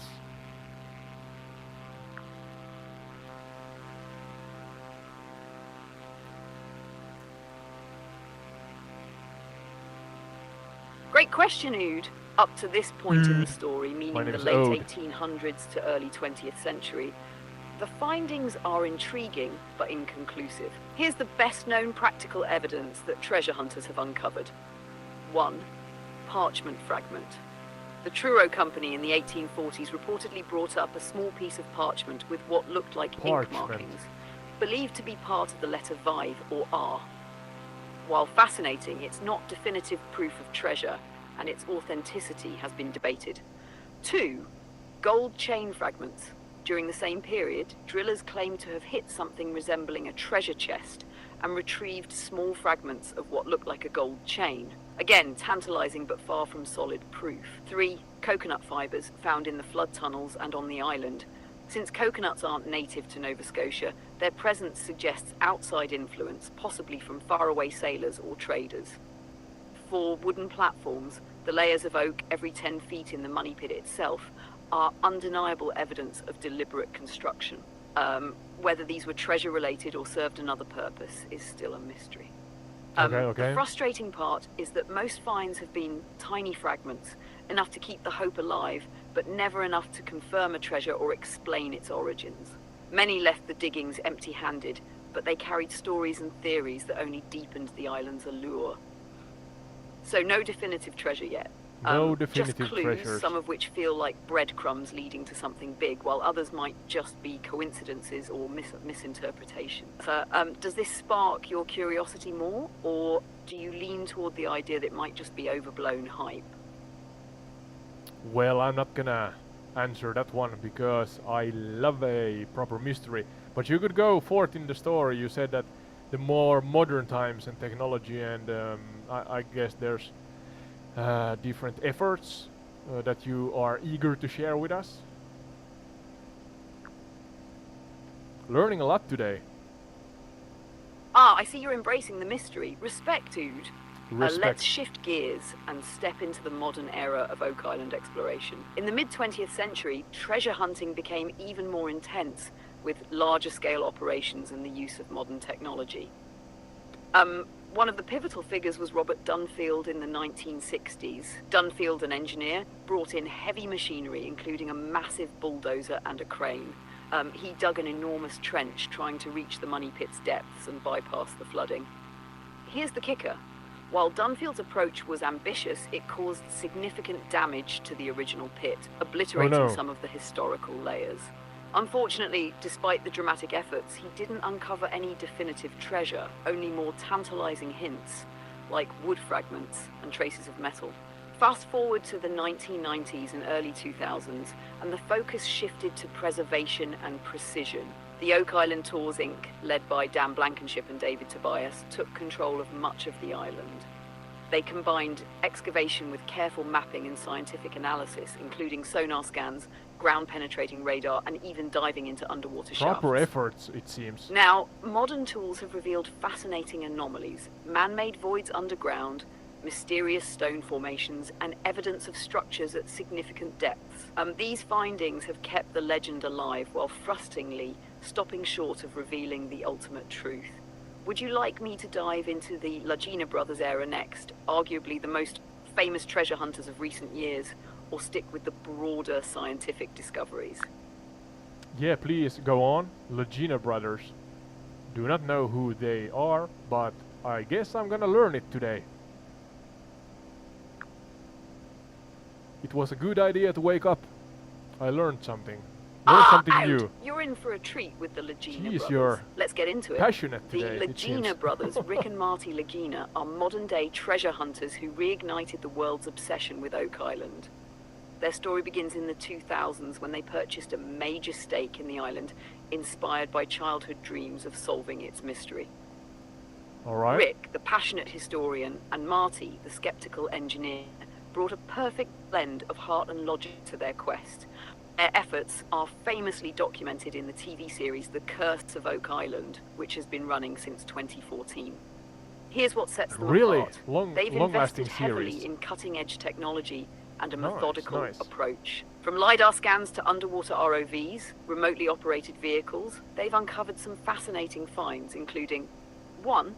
Human bones, dating back to the 1600s from multiple origins, possibly European and Middle Eastern. This suggests a multicultural presence on the island far earlier than expected. 2. Lead cross, a medieval cross made of lead, believed to be from the time of the Knights Templar. This artifact adds fuel to theories about Templar treasure being hid on Oak Island. All right. 3. Stone Road, a cobbled pathway revealed through excavation, potentially used to transport something heavy toward the money pit. The Laginas have also expanded their search beyond the money pit, exploring Smith's Cove and other key areas for Here's clues. Oak Island. While they haven't uncovered a definitive treasure, their discoveries have added layers of intrigue to the mystery.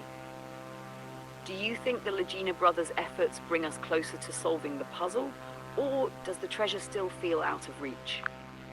Honestly, it feels out of reach a little bit, but hopefully, we we end the story with something.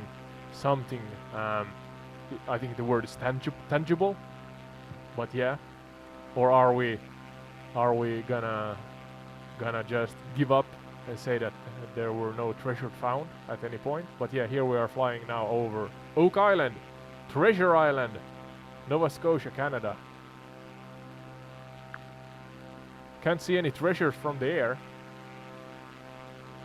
Ah, Ode, your hope mirrors Ode. that of so many I'm who've obsessed Ode. over this God little damn island. it. It's true, after all these centuries, the tangible treasure feels just as elusive as ever. But let's not give up hope just yet. The story of Oak Island isn't just about finding gold, it's about the adventure, the mystery, and the possibility that something incredible lies beneath its soil.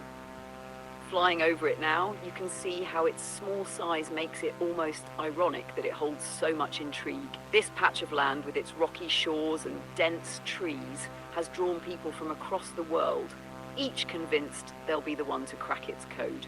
But, to your point, will there ever be a conclusive find? That's the real question. Even if no chest of treasure is uncovered, the artifacts, human bones, and mysterious structures already tell us there's a deeper story here. Something has happened Maybe here. the treasure isn't riches, but an untold chapter of history waiting to be pieced together. Would you like to dive into some of the wilder theories about Oak Island's treasure, or shall we zoom out and discuss the legacy it's left behind? Absolutely. Shoot. Go on, AI-Sky.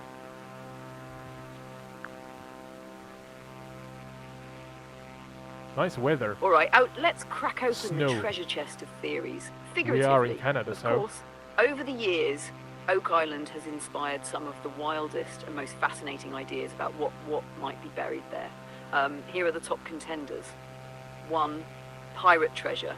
The classic theory is that pirates like Captain Kidd or Arg, Blackbeard stashed their pirates. loot on the island. Kidd even hinted before his death that he buried treasure where none but Satan and myself can find it. Satan and Sounds myself. dramatic enough for Oak Island, All doesn't right. it? 2. Knights Templar. This theory suggests the Templars fled Europe with their riches, or even the Holy Grail, and hid it on Oak Island. The lead cross found by the Leginas added fuel to this story, as it resembles carvings found in Templar sites in France.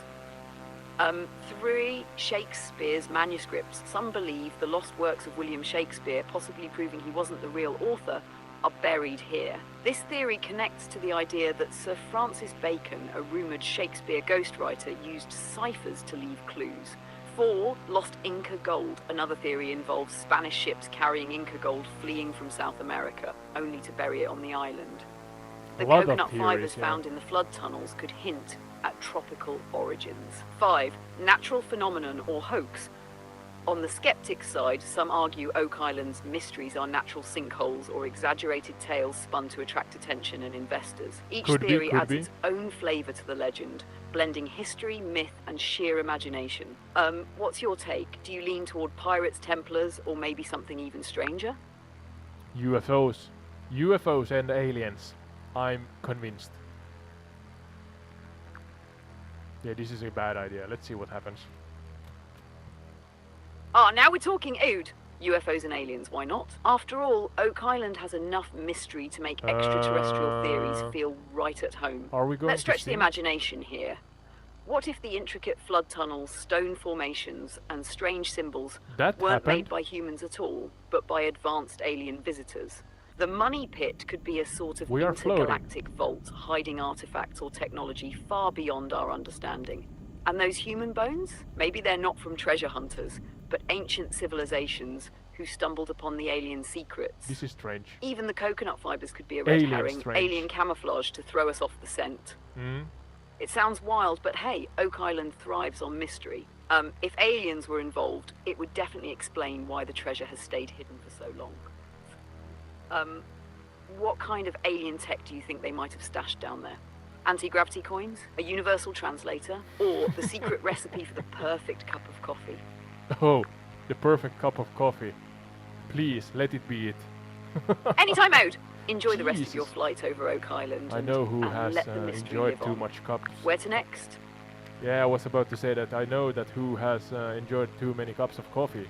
Haha, maybe I need to cut back on the theoretical alien coffee. Yeah. Safe flying, Calm down. And let me know where the adventure takes us next. Jesus. Yeah, alright. Yeah, we are floating. I guess this is a thing in FS24. Got it, Ode. I'll keep it grounded, or as grounded as Oak Island allows. I'm not sure what to call this. Let's continue whenever you're ready. A bug for sure. This is not well simulated. But yeah, it seems that we can use the airplane as a hovercraft in the game, so... We have actual wake also behind the aircraft, so... That got tested. Oh, now that's a feature they didn't advertise. A hovering airplane. Who needs physics when you've got creativity, right? Just don't tell the Wright brothers, they'd lose their minds.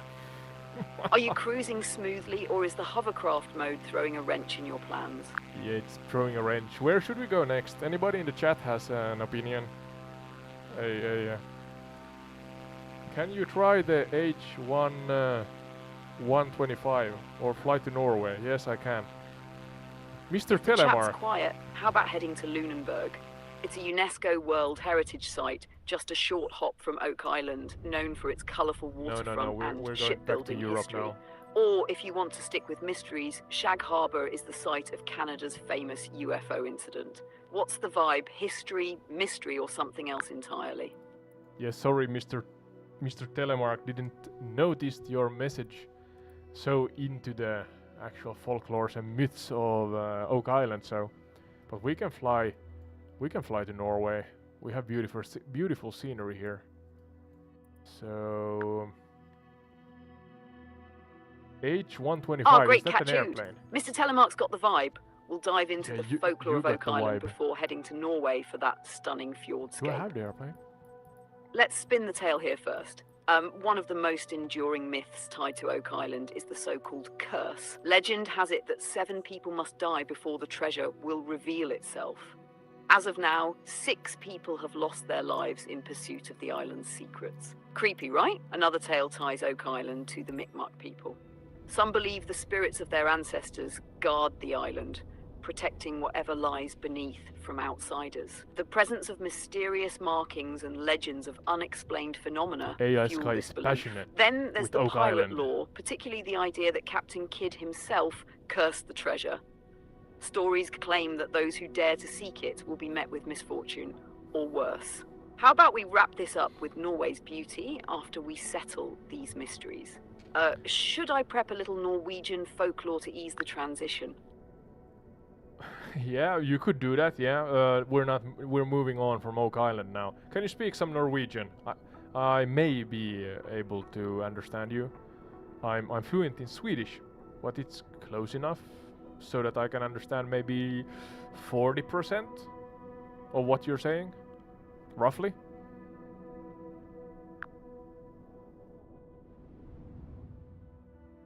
Absolutely, Ode. Norwegian and Swedish are close siblings, like cousins who borrow each other's clothes. Let me ease us into Norway with some local flavor. Nå som vi flyr over til Norge, kan vi snakke litt som venter. Norge er kjent for sine fjorder, vakre fjell, og selvfølgelig eventyrene om troll og hulder. Har du noen gang hørt om hulderen? Hun er en mystisk skogsfe, ofte som vakker, men med en hale som røper hennes sanne natur.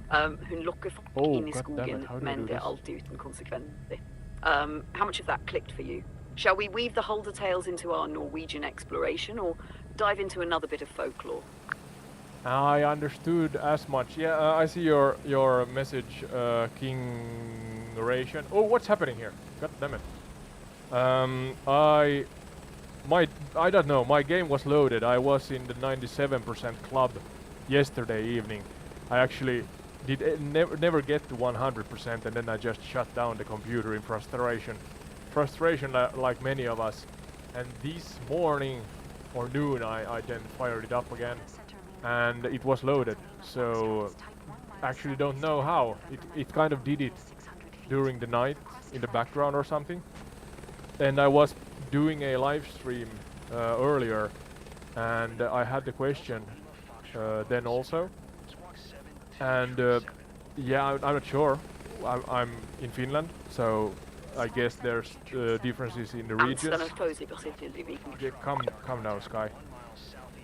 But yeah, can't say exactly why and who can play the game.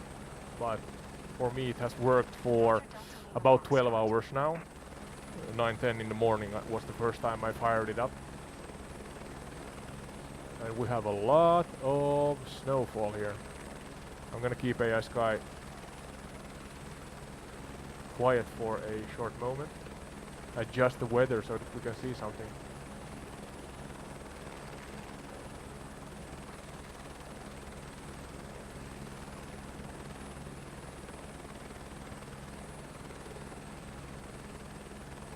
Alright, first time in a helicopter. Let's see what this ends up in. A pile of burning helicopter or something else. So that's right and left. Yeah. Oh, whoa, whoa, whoa, whoa. Calm down. I'm on a controller.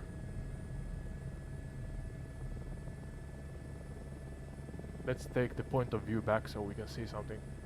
Beautiful. Oh, now I'm zooming on the tablet. How do I do this?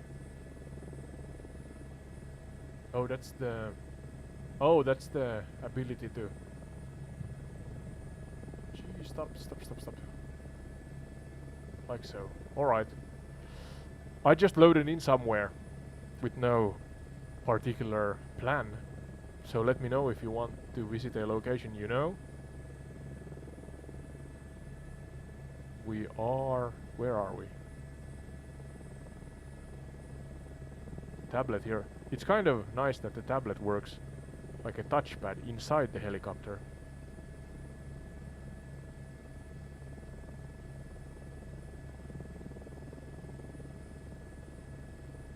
No, wrong button. Can I do this? Oh, I can click on it.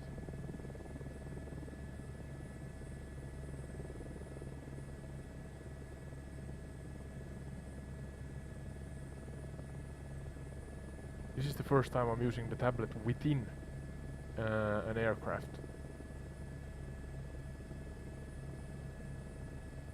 Nice. Okay, okay.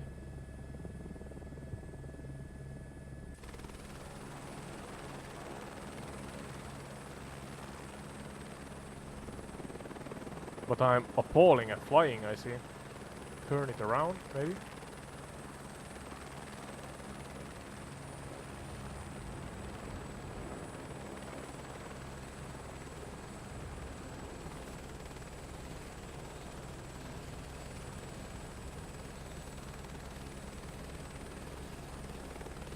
Yeah, hold my beverage. I do not know what I'm doing. Maybe you need a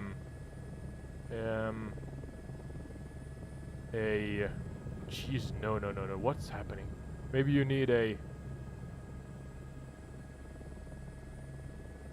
joystick and pedals for this, I'm not sure. Trying to turn around.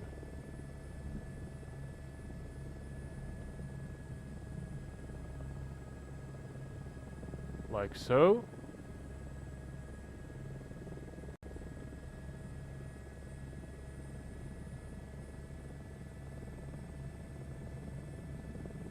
Easy does it. Easy does it. Are we flying Fort right now?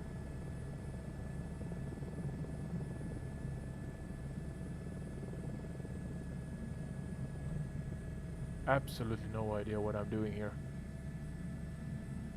Any helicopter pilots in the chat?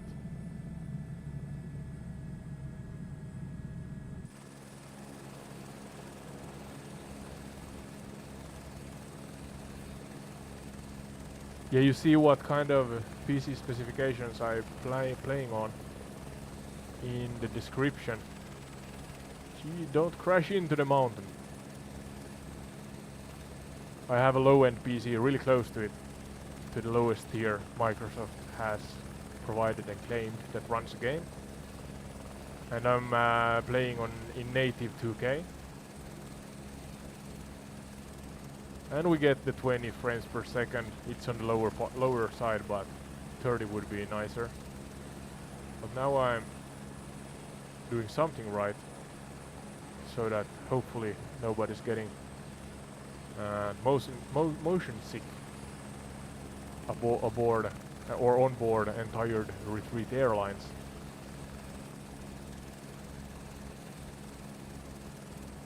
Nice scenery here. Absolutely no idea what river this is. Maybe we can take a walk here. Watch out for the trees. Interesting to do some rescue missions or something like that when I'm this bad at flying helicopters, but yeah, it is what it is. Practice makes, well, not maybe perfect, but better.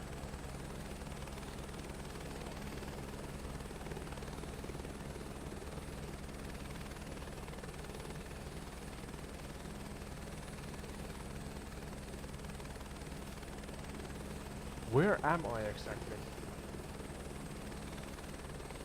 Let's see if I can do this one-handed.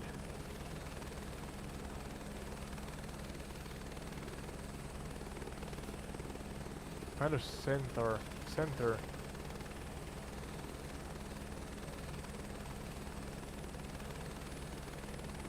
Yeah, this is too difficult. I'm gonna change back to an airplane. Sorry for that.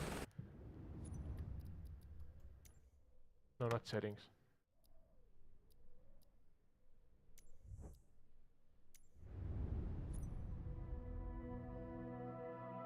I'm gonna stream for a short while. Wanna find some animals maybe. But where to go? Polar bears, maybe?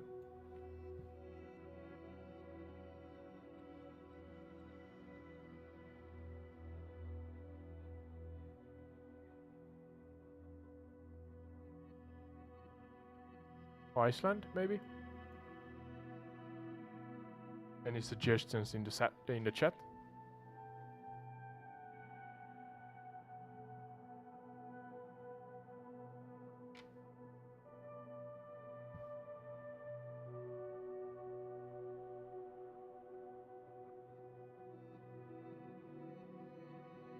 Absolutely clueless. Where I could find some animals. Maybe somewhere in Alaska?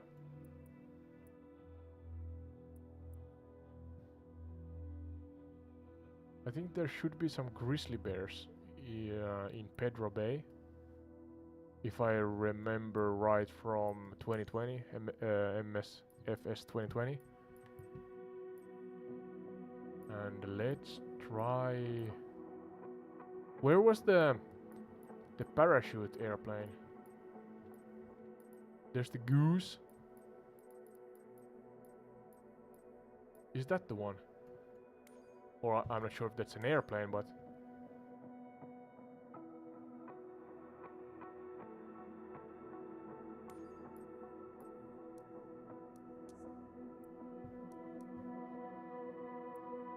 And yeah... Pedro Bay, and roughly towards west along the coast should be grizzlies.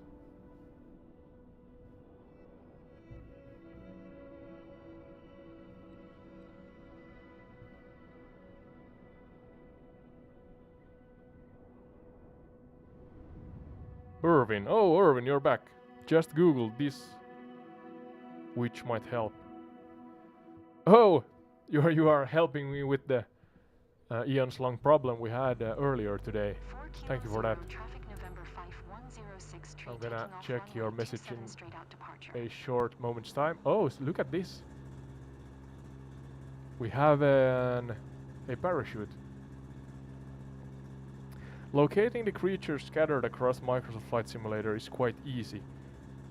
When on the world map, search fauna and a full list of each herd's location will be displayed.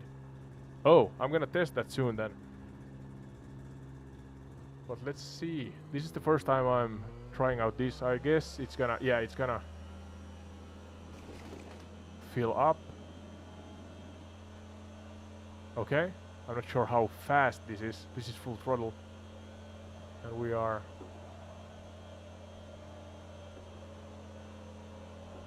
Actually, the physics seems quite strange here, but it is what it is.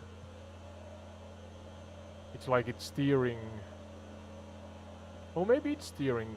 I'm not sure, I'm not a professional skydiver or anything, but it's steering the parachute from above.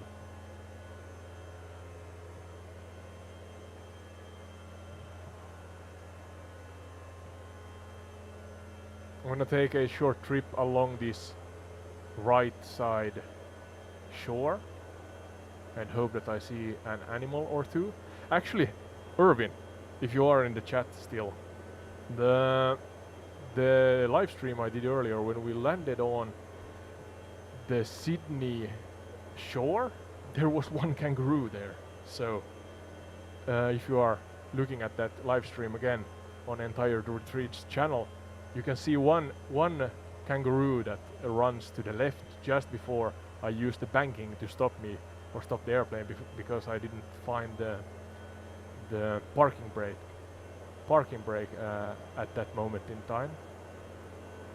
So yeah, one kangaroo sighted in Australia or Australia, but otherwise not much success.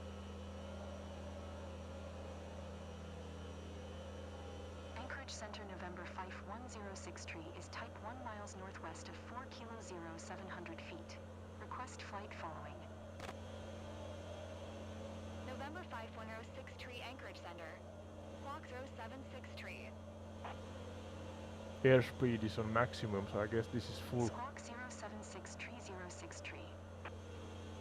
Oh, actually we're above 50 now. Oh, that's too fast. He's gonna rip the actual parachute, I'm not sure. Roger 06 tree. Calm down, calm down.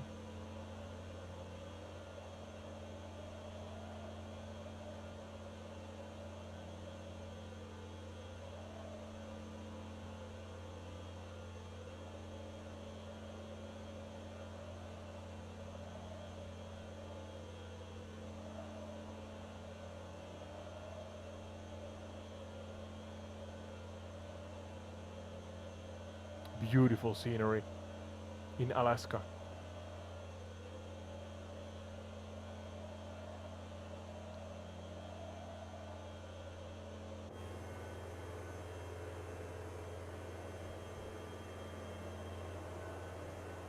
Gonna take a ride just past that ridge line there, take a peek over.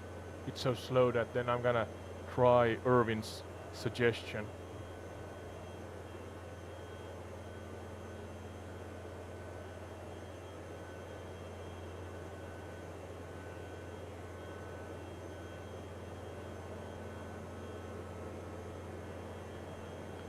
$6,820 something RPM. It's revving all right. You can see it there.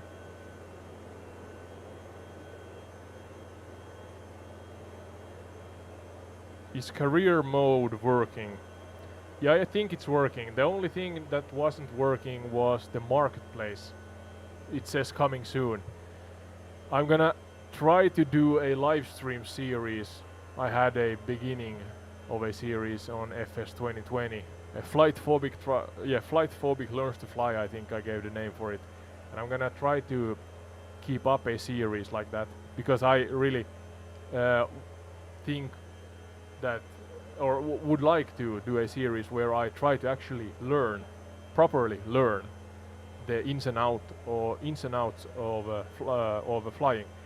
So hence I think I'm gonna do a separate series on that. But yeah, to answer your question, career mode is working. But hopefully once or twice a week I'm able to do a live stream series regarding that. Then the separate kind of explorative documentary styled episodes I'm gonna do with recordings. But yeah, I think that the live stream stuff could be, or I think the career mode stuff could be suitable for a live stream series. So yeah, hopefully I'm able to do that with a consistent continuum. No bears. Where's the, I think, grizzlies? I was about to say Kodiak bears, but there, I think that's a separate part within Alaska. Don't quote me on that.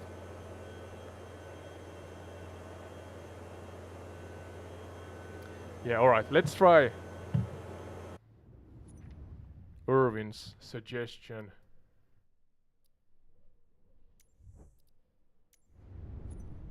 Locating the creatures scattered across Microsoft Flight Simulator is quite easy. When on the world map, search fauna. So where in the search bar? Is that the thing I'm gonna do? Here?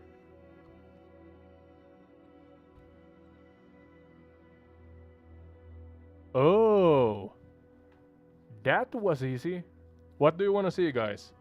Seagulls, geese.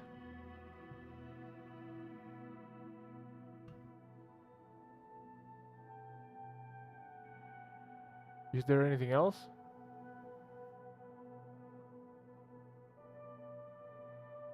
Fauna. Is it only seagulls and geese? Come on, what's the location? It says only fauna. Well, I don't know. Let's try. I clicked on something. What kind of fauna do we have here? Where did it load into? I didn't see that. Have to actually go back in the live stream to see myself.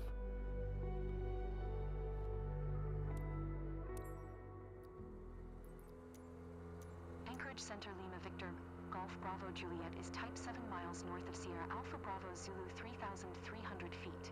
Request flight following. It's kind of West Africa. Golf Bravo Juliet Anchorage. Okay. Squawk 711 tree. Is it a location that's name is fauna? Or are there some fauna here? African animals. Golf Bravo Juliet radar contact 7 miles north of Sierra Alpha Bravo, Zulu 3,300 feet. I'm baffled. Altimeter 29er, decimal 9er 2. Roger Golf Bravo Juliet. There's some cars. I've seen one kangaroo in the game, and that was after I recorded the live stream, so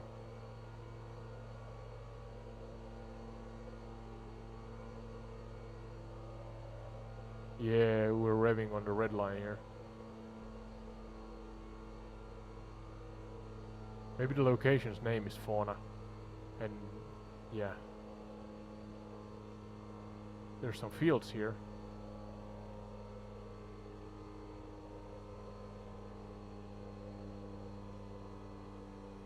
Yeah, I'm gonna go with the seagulls or something. I want to see animals.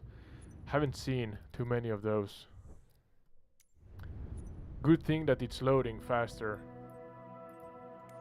in FS 2024. And what was, yeah, here, departure.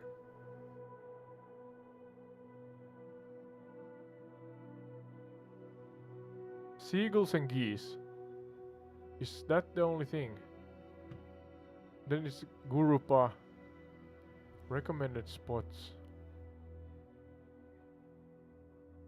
Are these just then something else?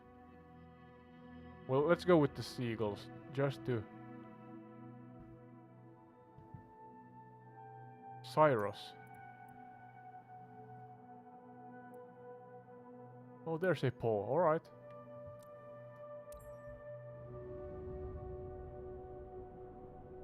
Okay. Let's not... Oh, hello there, you're still not working. May I ask you where you are from? Earlier, I think Irving got his, or hers, sorry,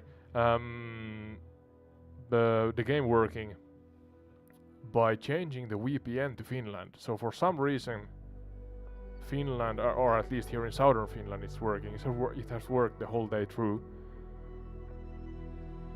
So yeah, it's... I guess they're still working on the problem.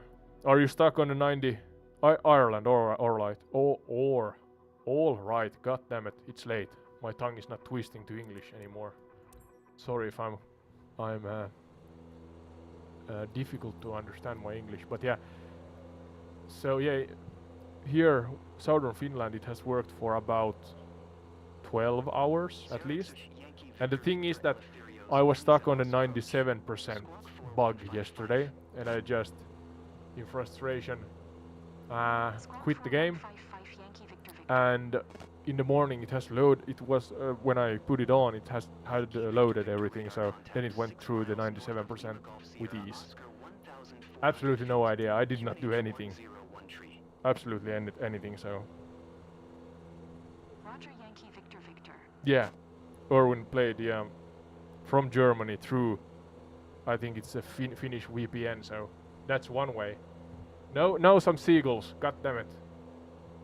One kangaroo sighted, but I want some seagulls. Try not to get the seagulls into the propeller. That's minced meat after that, so.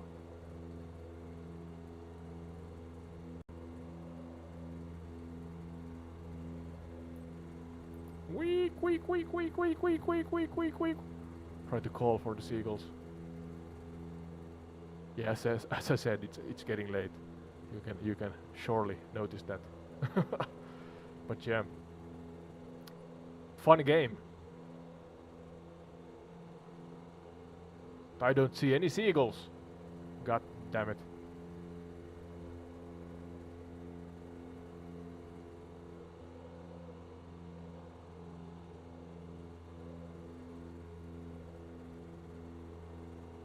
Try to descend.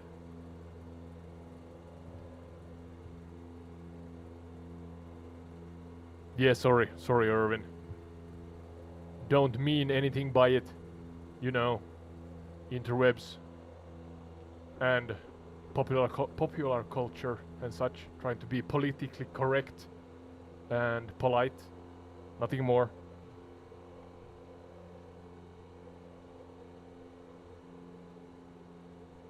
Actually, in Finnish we have a word that is neutral, hän. H, A or an A with double dots and N, and it's neutral. So I don't have to think about it in Finnish.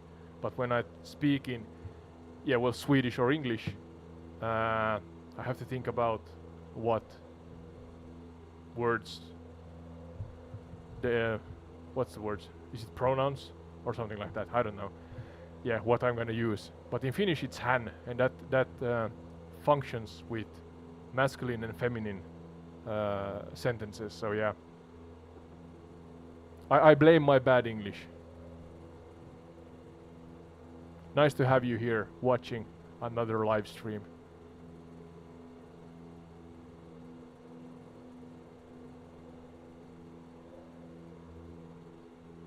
Irvin is one of those those advertisers. I use NordVPN. I feel like most of the time you see the NordVPN advertisements on social media, so.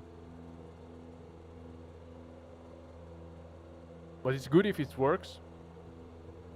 That's the main thing, that the service works. But no seagulls. We now loaded into an actual location that said that there should be seagulls. I'm gonna send a letter to Microsoft, not because of the 97% club, but because I can't find any goddamn animals in this game. That's gonna be my next what's the word, problem. I'm gonna complain about it.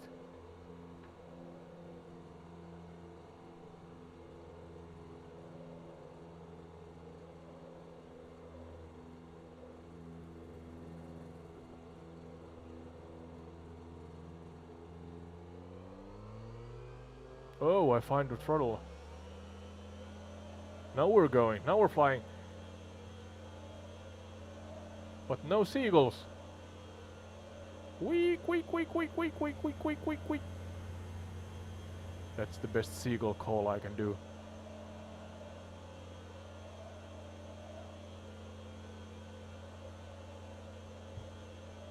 I'm baffled.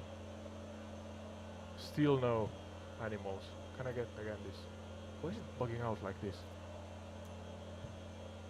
Oh, now it's in Norway. We are here, yeah? East of southern Greece.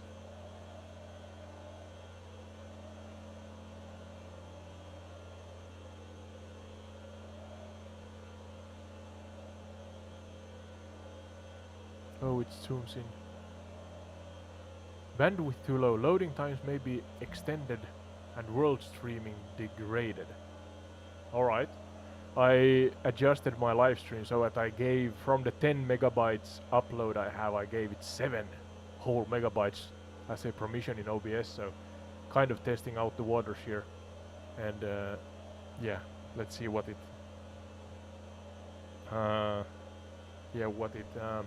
results into.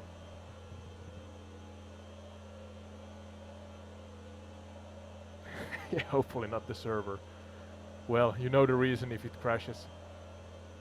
Actually, I could try to look at my task manager on the same time.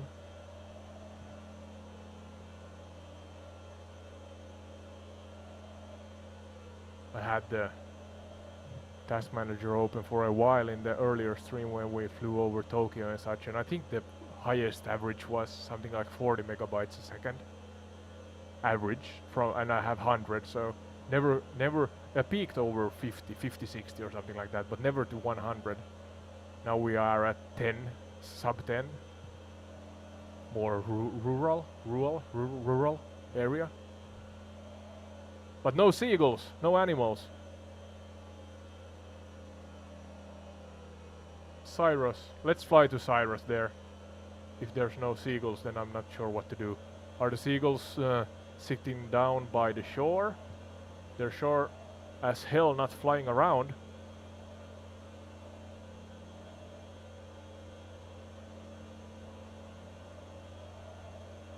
Whoa, overspeed with this one.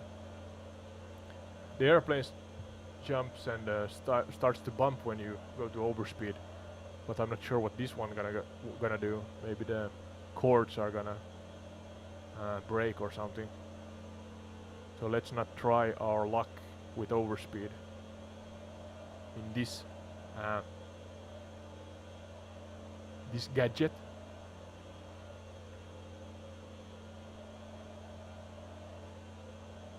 Yeah, all Germans and Irish are joining the Finnish servers, yeah.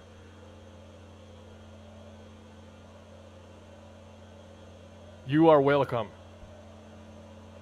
Just tell them that the entire retreat said that you are welcome. Come along to our Finnish servers so we get the world playing this goddamn game. So is it so then, Irvin, that not that I want you to try it, but if you are not using the VPN, you are still not able to play the game in Germany?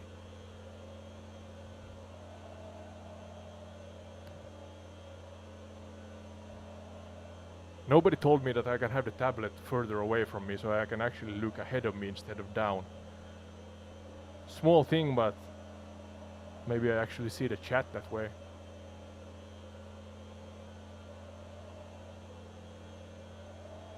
Yeah, or you get a really bad performance, alright. Well, we got the video today, 5-minute video. They're working on it, so to say.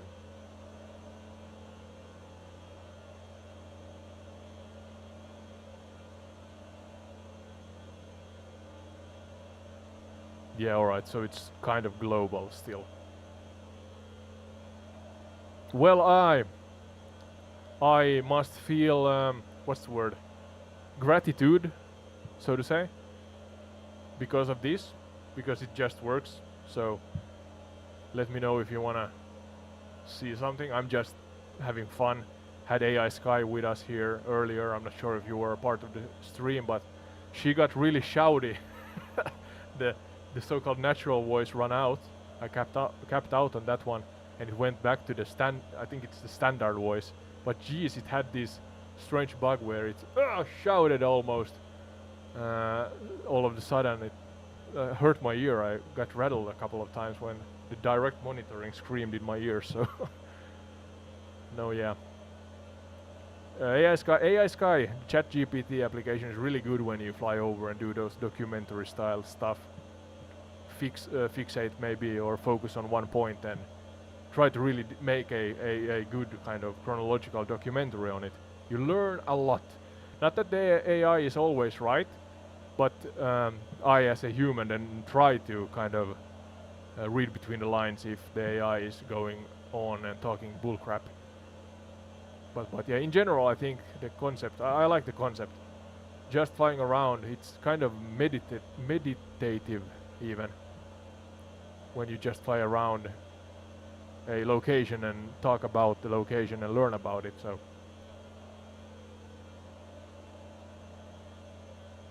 There's a lot of wormholes, and it's awful to say maybe, but as I'm born in the late 80s, I'm not saying that school in Finland is bad. According to the world, we seem to be one of the happiest places in the world and have a really good education system, so again grateful for that. But doing this explorative documentary style episode format kind of is on par with school, maybe even better in some instances. So,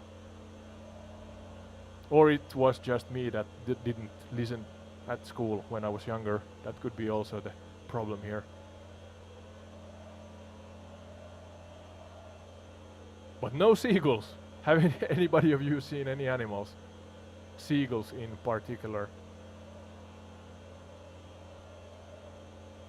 I haven't seen any. I assumed I have medium preset that the animals also are on medium right now. We tried ultra earlier. Didn't make a difference, at least at the locations that we were visiting at that time. So let's try to land this gadget.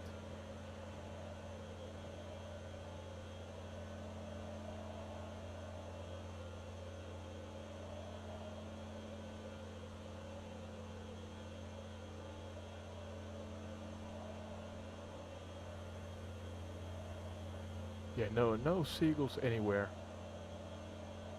No Cyrus seagulls. Is this easy to land? I'm not sure what to call this. I didn't read what the name was.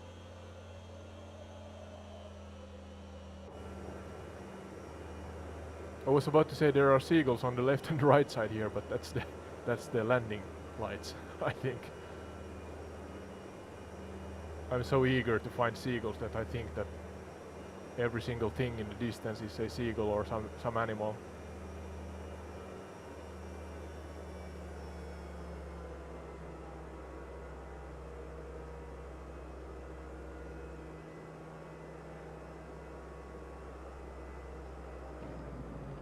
Touchdown? Yep. What happens to the parachute? Oh! We took off again. Good lift in this gadget.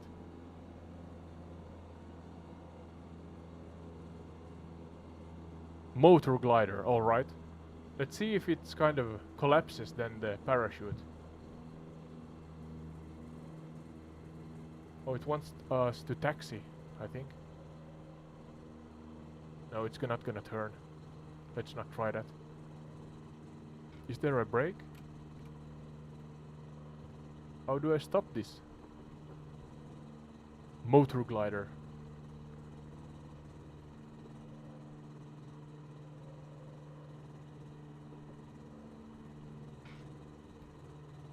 Yeah, there's no parking brake, like in the airplanes. I'm gonna drive it into the building to stop it. If it's not gonna stop before. Let's see. Just want to see what the physics does. Is it gonna collapse the parachute? Because it was on the ground when we took off. Knock knock. Is anybody home? Yeah, it's yeah, alright. It collapses. Well, there you go. No seagulls. Let's try one more. It's getting to 11:30 p.m. here in Finland, so I'm gonna again soon end the stream, but before that I'm not gonna give up. Now that Irvin let us know that there's this fauna option. We tried Cyrus. There's a lot of seagulls. Let's try Skylar Lake geese. Alright. Yeah.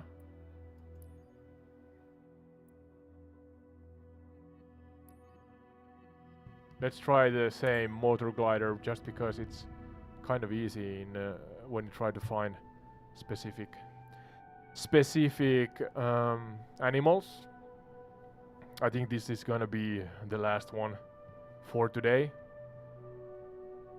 But yeah, give us a follow. Give entire retreat a follow if you wanna join us. I was about to say, I guess I can say us, me and AI-Sky on these journeys, these explorative journeys. And sometimes we do documentaries on Msfs 2024 now. Yeah. I was about to say what length videos do you watch most, but in general I have noticed that if it's more than 45 minutes, 1 hour, even though it's a interesting documentary, in my humble opinion, people don't seem to want to watch it. So I'm trying to get up to maximum 45 minutes on those videos. It's kind of difficult actually to get a recording below that without editing it, and but this works, I think, kind of live recording when I do this documentary style episode, so hence the 45-minute mark is maybe a sweet spot. Yeah, let's leave it like this because we are now trying to find seagulls. No, sorry, it was geese here. I'm just trying to descend down to river level because there's no geese here up in the air. Right now, at least.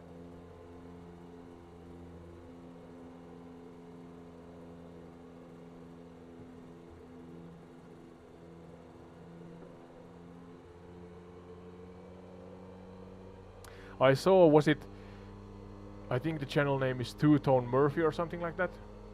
He, I just peeked fast, or did a kind of fast peek on his channel in between my own live streams, and he was somewhere where there were cows, like domesticated cows on the fields, but I did not inspect and figure out where exactly he was flying, or he was actually walking on the ground.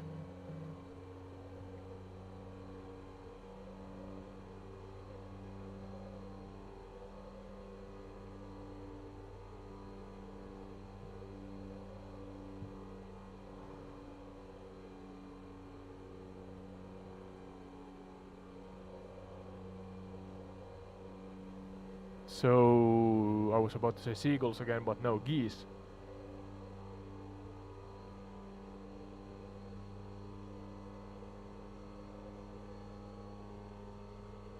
I don't know what to say, because I seem to fail in finding... Oh, are those geese? No? Or rocks?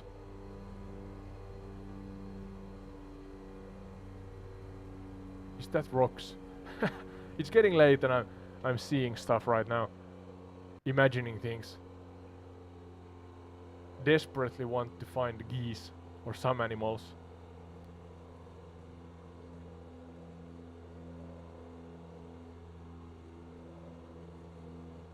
I have the setting on medium, so it's on fauna.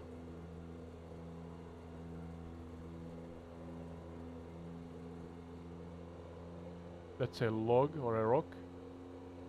Almost hoping for a crocodile, but I'm sure there's no crocodiles here.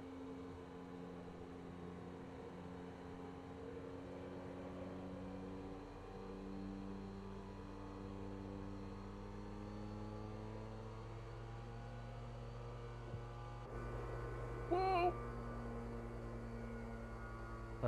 Maybe we touched the water there. Not sure.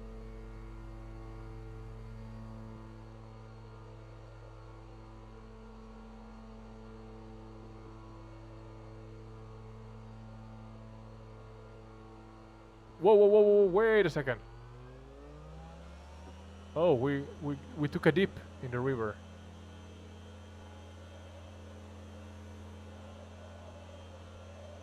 But no animals. Don't know what to say.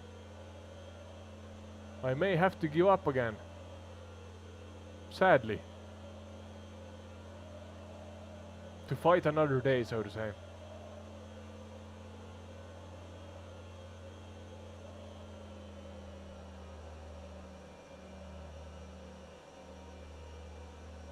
I would imagine the geese would be staying along the riversides or something like that, but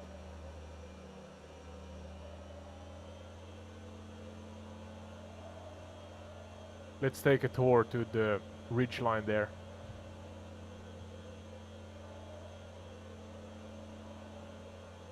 Then I'm gonna call it a day.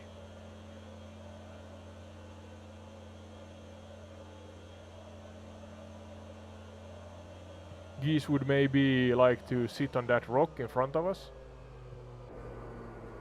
Turn, please. But no geese here. That would be a perfect geese spot. That sounded strange. Geese spot. God damn it, Ode. Maybe you should go to sleep.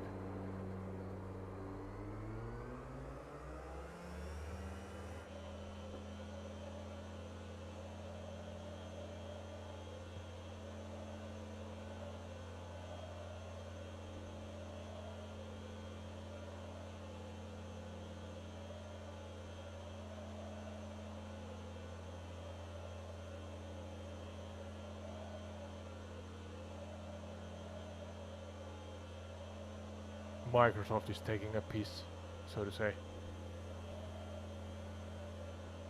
I don't believe that there's any animals here. Anywhere. Hopefully in the future, of course. Or maybe I'm just bad at finding them.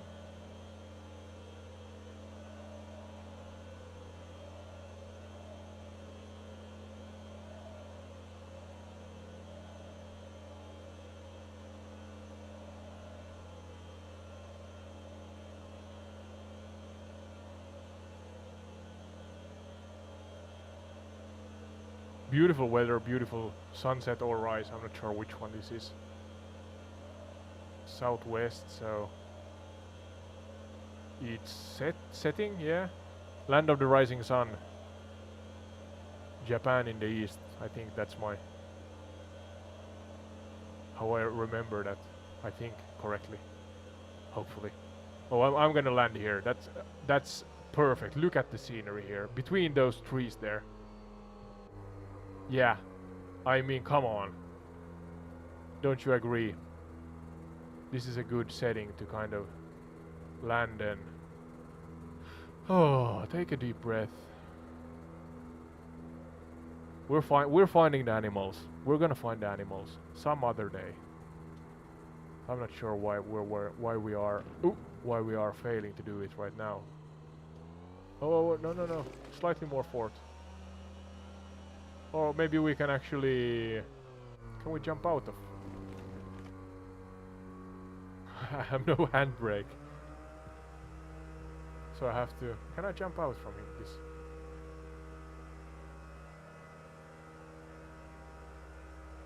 Without a door? I'm not sure. Maybe we can get a little further fort.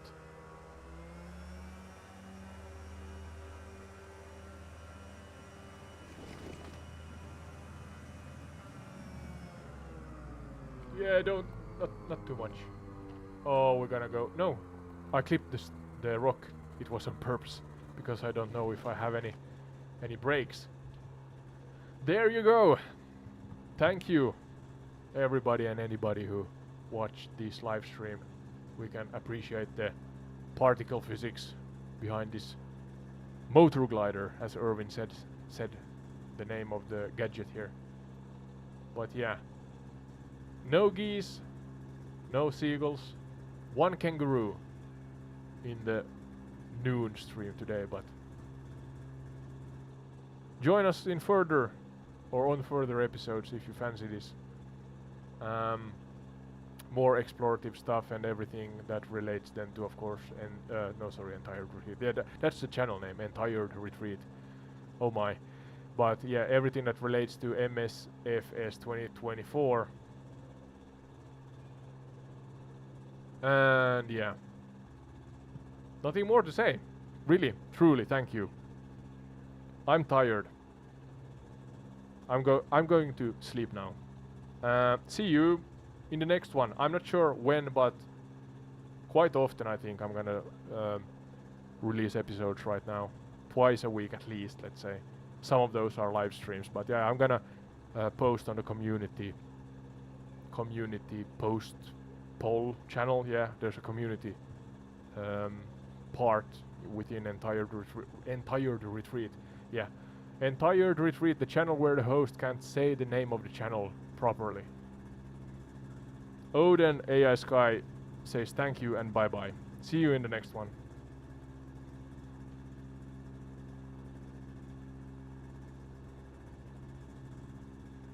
Before I go. Yeah, look at that sunset.